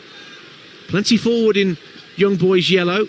Again, they're trying to attack down the right-hand side, pressurising Maatsen, but he tried to clear it, gave it up. Peck at the edge of the area, tries to left-footed drive, hits the backside of his teammate Montero. Surely an offside flag. Yeah. It does eventually go up against Joel Montero, and Villa have a free kick. 12 to go in the Europa League. Aston Villa 2, Young Boys 0. They've looked better, Young Boys, when the game really has kind of got away from them. Obviously they're unlucky that the goal they scored was disallowed, but they've been better, they've been a bit more courageous, with a bit more belief going forward in the last 15 minutes in particular. Amadou Onana's put in a good shift tonight for Aston Villa. Played well. And he's getting a very, very warm round of applause, which he acknowledges as he walks to the touchline to allow the aforementioned Boubacar Kamara to come on in his place. And he's got, 11 minutes to make an impact with his cornrows in place. Boubacar Kamara. And he's going to sit with Ross Barkley in front of Villa's back four. Yeah, and make sure that they don't have a panicky last 10 minutes by conceding anything unnecessary. That's the remit for Boubacar Kamara as he comes on. Watkins down the left-hand side for Villa, flicks it infield for Sancho, left-hand corner of the area, looking to make room for a shot. It's blocked at source, but comes out to Bogard. Tucks it back to Concert just over the half wall, and now Kamara takes over. Lovely through ball. Sancho's in space and drives it wide.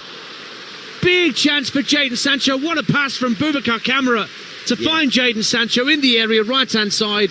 But he dragged his shot wide of the left-hand upright. Yeah, great chance for him. Better run, though. And he wasn't holding out in a wide position there. He drifted along the line, timed his run beautifully. He's onside, Jadon Sancho. So he's come off that left side, across in between the central defenders for a little slipped-in through ball from Kamara. And he was only really, 8-10 yards out on the angle. Had time to actually take a touch, potentially. I don't blame him for hitting it, but he dragged it wide of the goalkeeper's right-hand post. Stays Villa 2, Young Boys 0 on Talksport 2 in the Europa League. Maatsen wins a little touch on halfway. Now it's Buendia making his way in field, out to the left-hand side.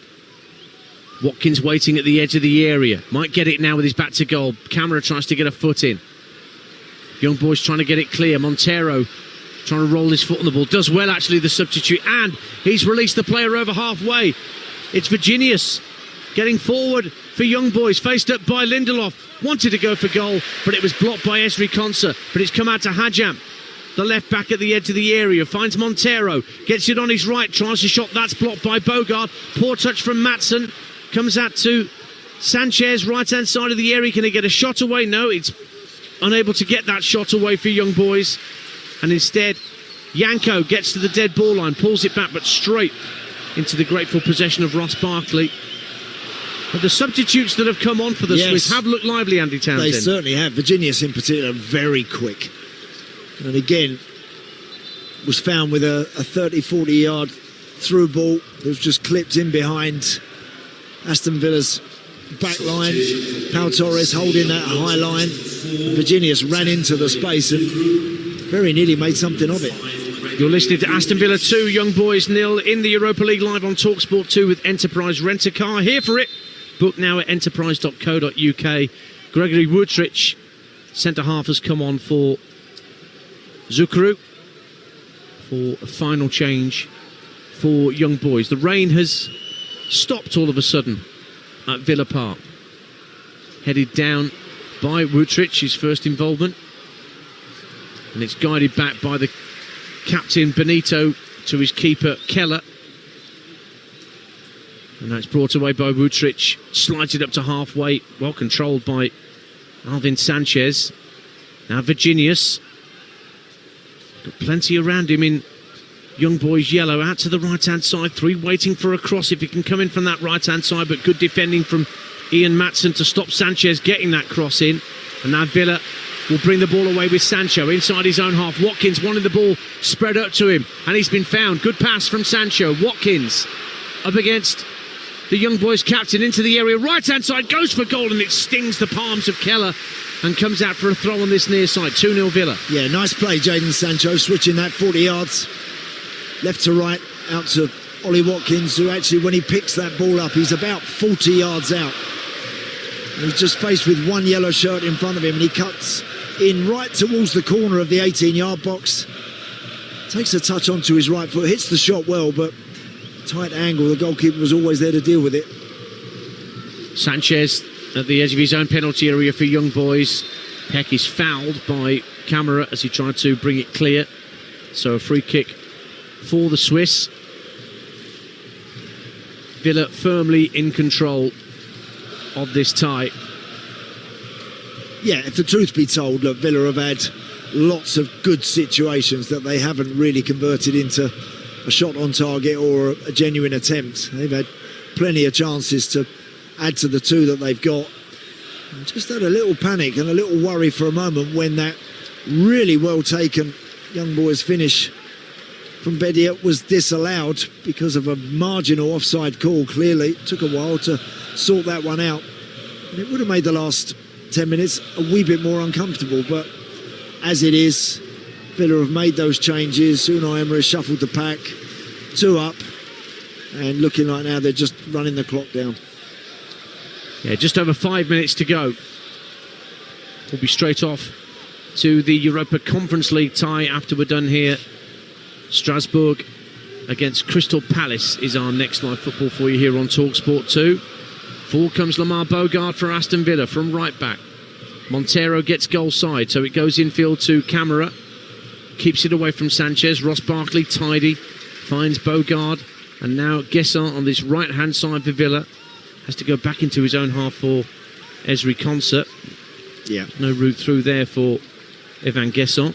No problem to just keep the ball. Emi Martinez has it on the edge of his own 18-yard box. Foot on the ball, asking the yellow shirts to come and close him down. And then tries to find Ollie Watkins. One up the other end, mishits it. Yeah, the ping downfield went straight down the throat of the Young Boys back line. Villa 2, Young Boys 0. If you're just tuning into Talksport 2 for our Europa League live, don't forget Forest against Malmo live on Talksport tonight, whilst we bring you the Strasbourg Palace game from the Conference League. Forest got that brilliant win against Porto in the Europa League at the City Ground. Can they do it again against the side they beat in the 79 European Cup final? Great skill from Esri Concert, and then he's dispossessed by Hadjam. He did really well, actually. Virginius takes over for Young Boys, tries to slide it down the right-hand side of the box, but it's intercepted by Villa.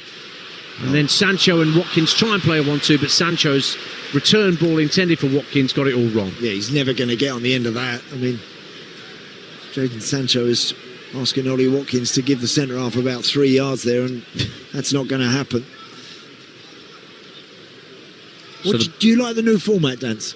I do, yeah, I do, because, I mean, they were saying it last night during the phone-in on TalkSport that games like Bayern Munich against Arsenal, you don't tend to get at the early stage of European competition, and I think the jeopardy you have of the 24 spots available, and those spots from 9 down to 24, scrambling to get there. I mean, Barcelona are struggling in the Champions League to make it into the top 24. So, and we had, of course, the eventual winners of the Champions League last year, Paris Saint-Germain, were not certain of their spot until the last of the group stages. But yeah, I think the new format works for me.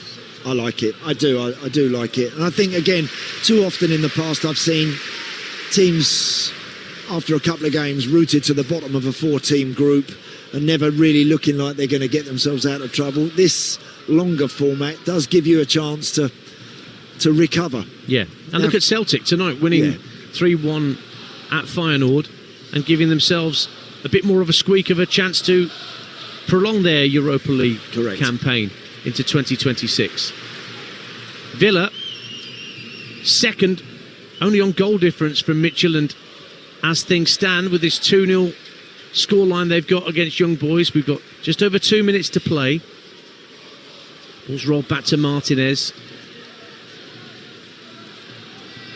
And he just plays chicken a little bit with Bedia before rolling the ball out to Concert. Concert's ball up to halfway is intercepted. And the yellow shirts of Young Boys have it again. Montero on the left-hand side gets away from Watkins. He's going to play a 1-2 and get into the box, is he? Almost did, but the ball bounced off his hip and just didn't work for him. And Villa bring it clear with Buendia, but he can't turn it around the corner for Guessant. They've been sharp, the 3 changes up front for Young Boys. Well, it makes you wonder what would have happened if those 3 guys had started the game. But again, there's just been more emphasis on getting the ball forward and getting it up to them. Too often in the first half, they were fiddling around with it 25 yards from their own goal, causing their own problems. Camera for Villa into the centre circle. Little flick from Buendia. Gets Sancho in possession. Watkins to his left. He's played in now. Left-hand corner of the area. Ollie Watkins turning in field. Getting the ball on his right to the edge of the area. Urged to shoot. It's blocked straight as he let go of the shot. By Peck, I think. And the ball's played up to halfway and Bedia is fouled. And Young Boys get a free kick. See there the difference. Ollie Watkins there, right? Picks the ball up. Doesn't have anything obvious on. It skips past a couple of challenges. He's almost on the corner of the 18-yard box, but prepared to try and take that strike. I still think, because Villa haven't perhaps got the numbers they would like to have in the league so far this season. I believe they can get there, but I do think the likes of Morgan Rogers and others, when they get chances to shoot, got to be a little bit more selfish. And they're 25 yards out, not marked. They're more than capable of hitting the target. And if you keep asking that question, if you keep being prepared to take strikes from distance, a few of them might start sneaking in. Barkley trying to release Watkins through the middle. Intercepted by Woodrich.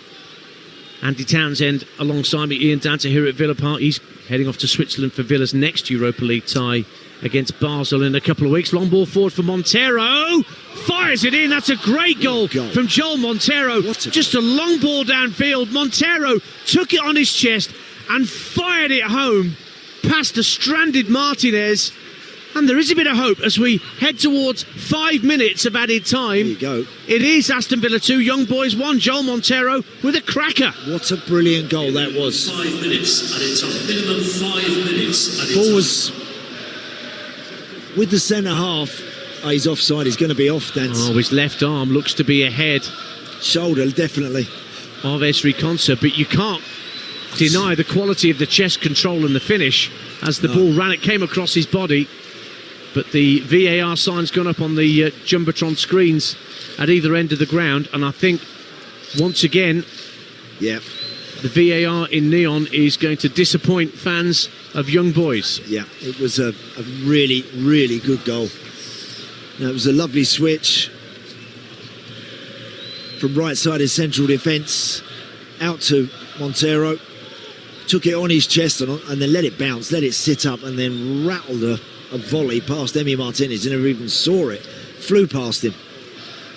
But it did look, again, on our monitors in front of us, that still angle, still image looked like he was offside. So we're into that 5 minutes of added time, and Benito, the captain of Young Boys, is very irritated again by the length of time it's taking to make a decision. But the goal stands. It's good. He's onside. So it is 2-1. Young Boys, number 77, Joel Montero. So Montero gets the goal, and he deserved it for the skill involved in chesting it down and firing it home. So Villa have just got to hang on here, unbelievably, for the last few minutes. Yep, they'll try and keep the ball, and they'll try and, of course, manage the game. But they've got to make sure they keep their focus. Particularly important now, Camara and Ross Barkley don't go galloping forward, no need. Yeah, they've got, as I mentioned, Basel coming up next away from home, then another away trip to Fenerbahce before they round things off late January at home to Salzburg. Villa just a bit lax with getting the ball forward. They're giving the ball back to the keeper. We've played 2 minutes of the minimum 5, and there will be more than the 5 to add on because there was an interruption for the goal and the VAR check.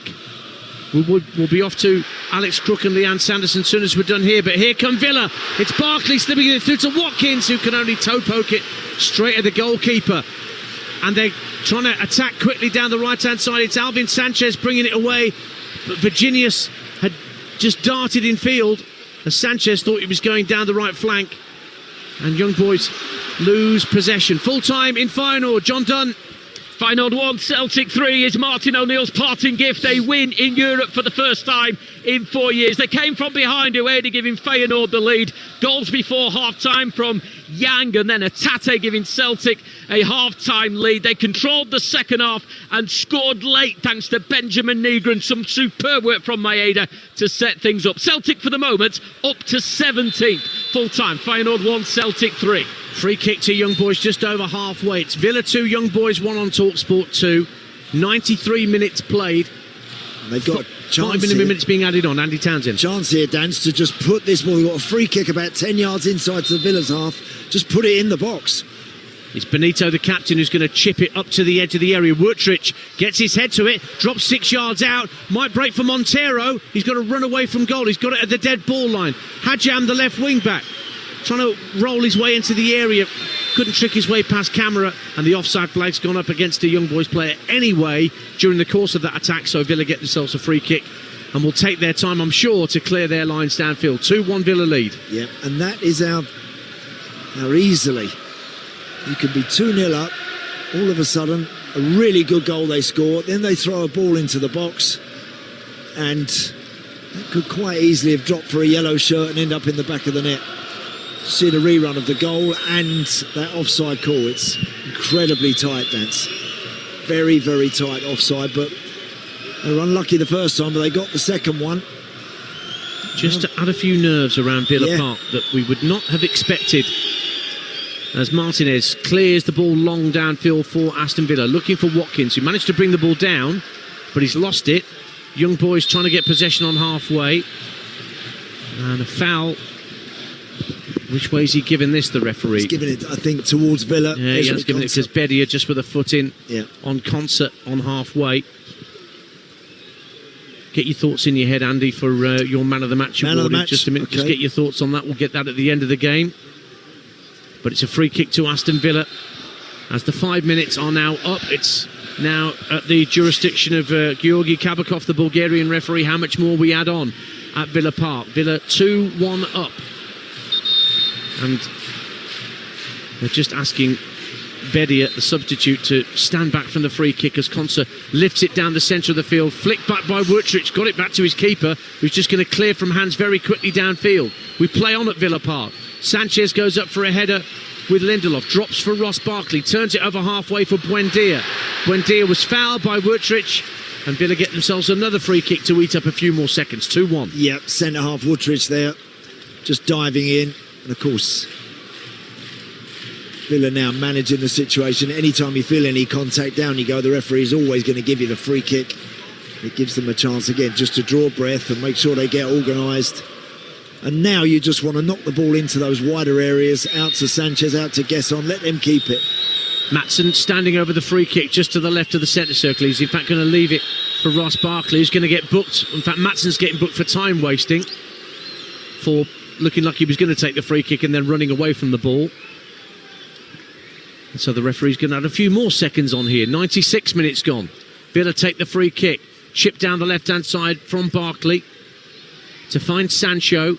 Can he get the ball into the box? He may not want to.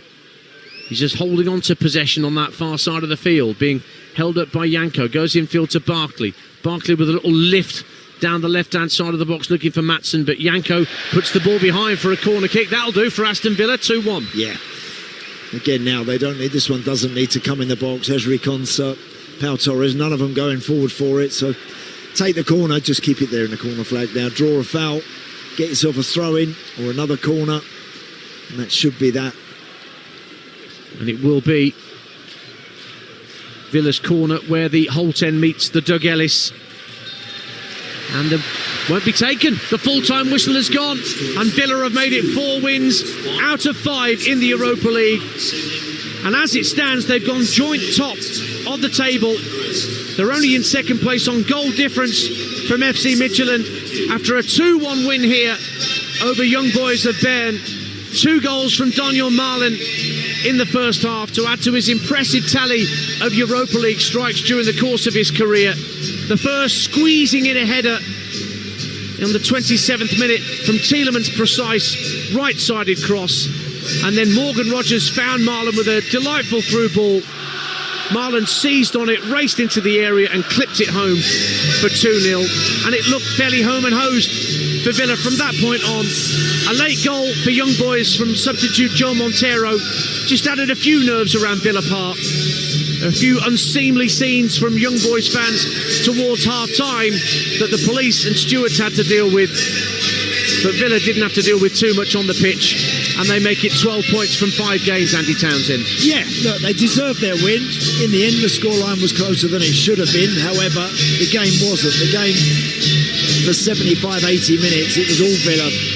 Young Boys, when they made a few changes, second half, just trying to get back in the game, actually had their best moments and scored a very good goal, had one chalked off.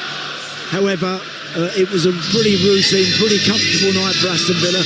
They could and perhaps should have scored more, but that puts them in a very, very respectable position now in this Europa League table. OK, you've had a few minutes to think. It is time now for Andy Townsend to pick our man of the match with Enterprise Rent-A-Car.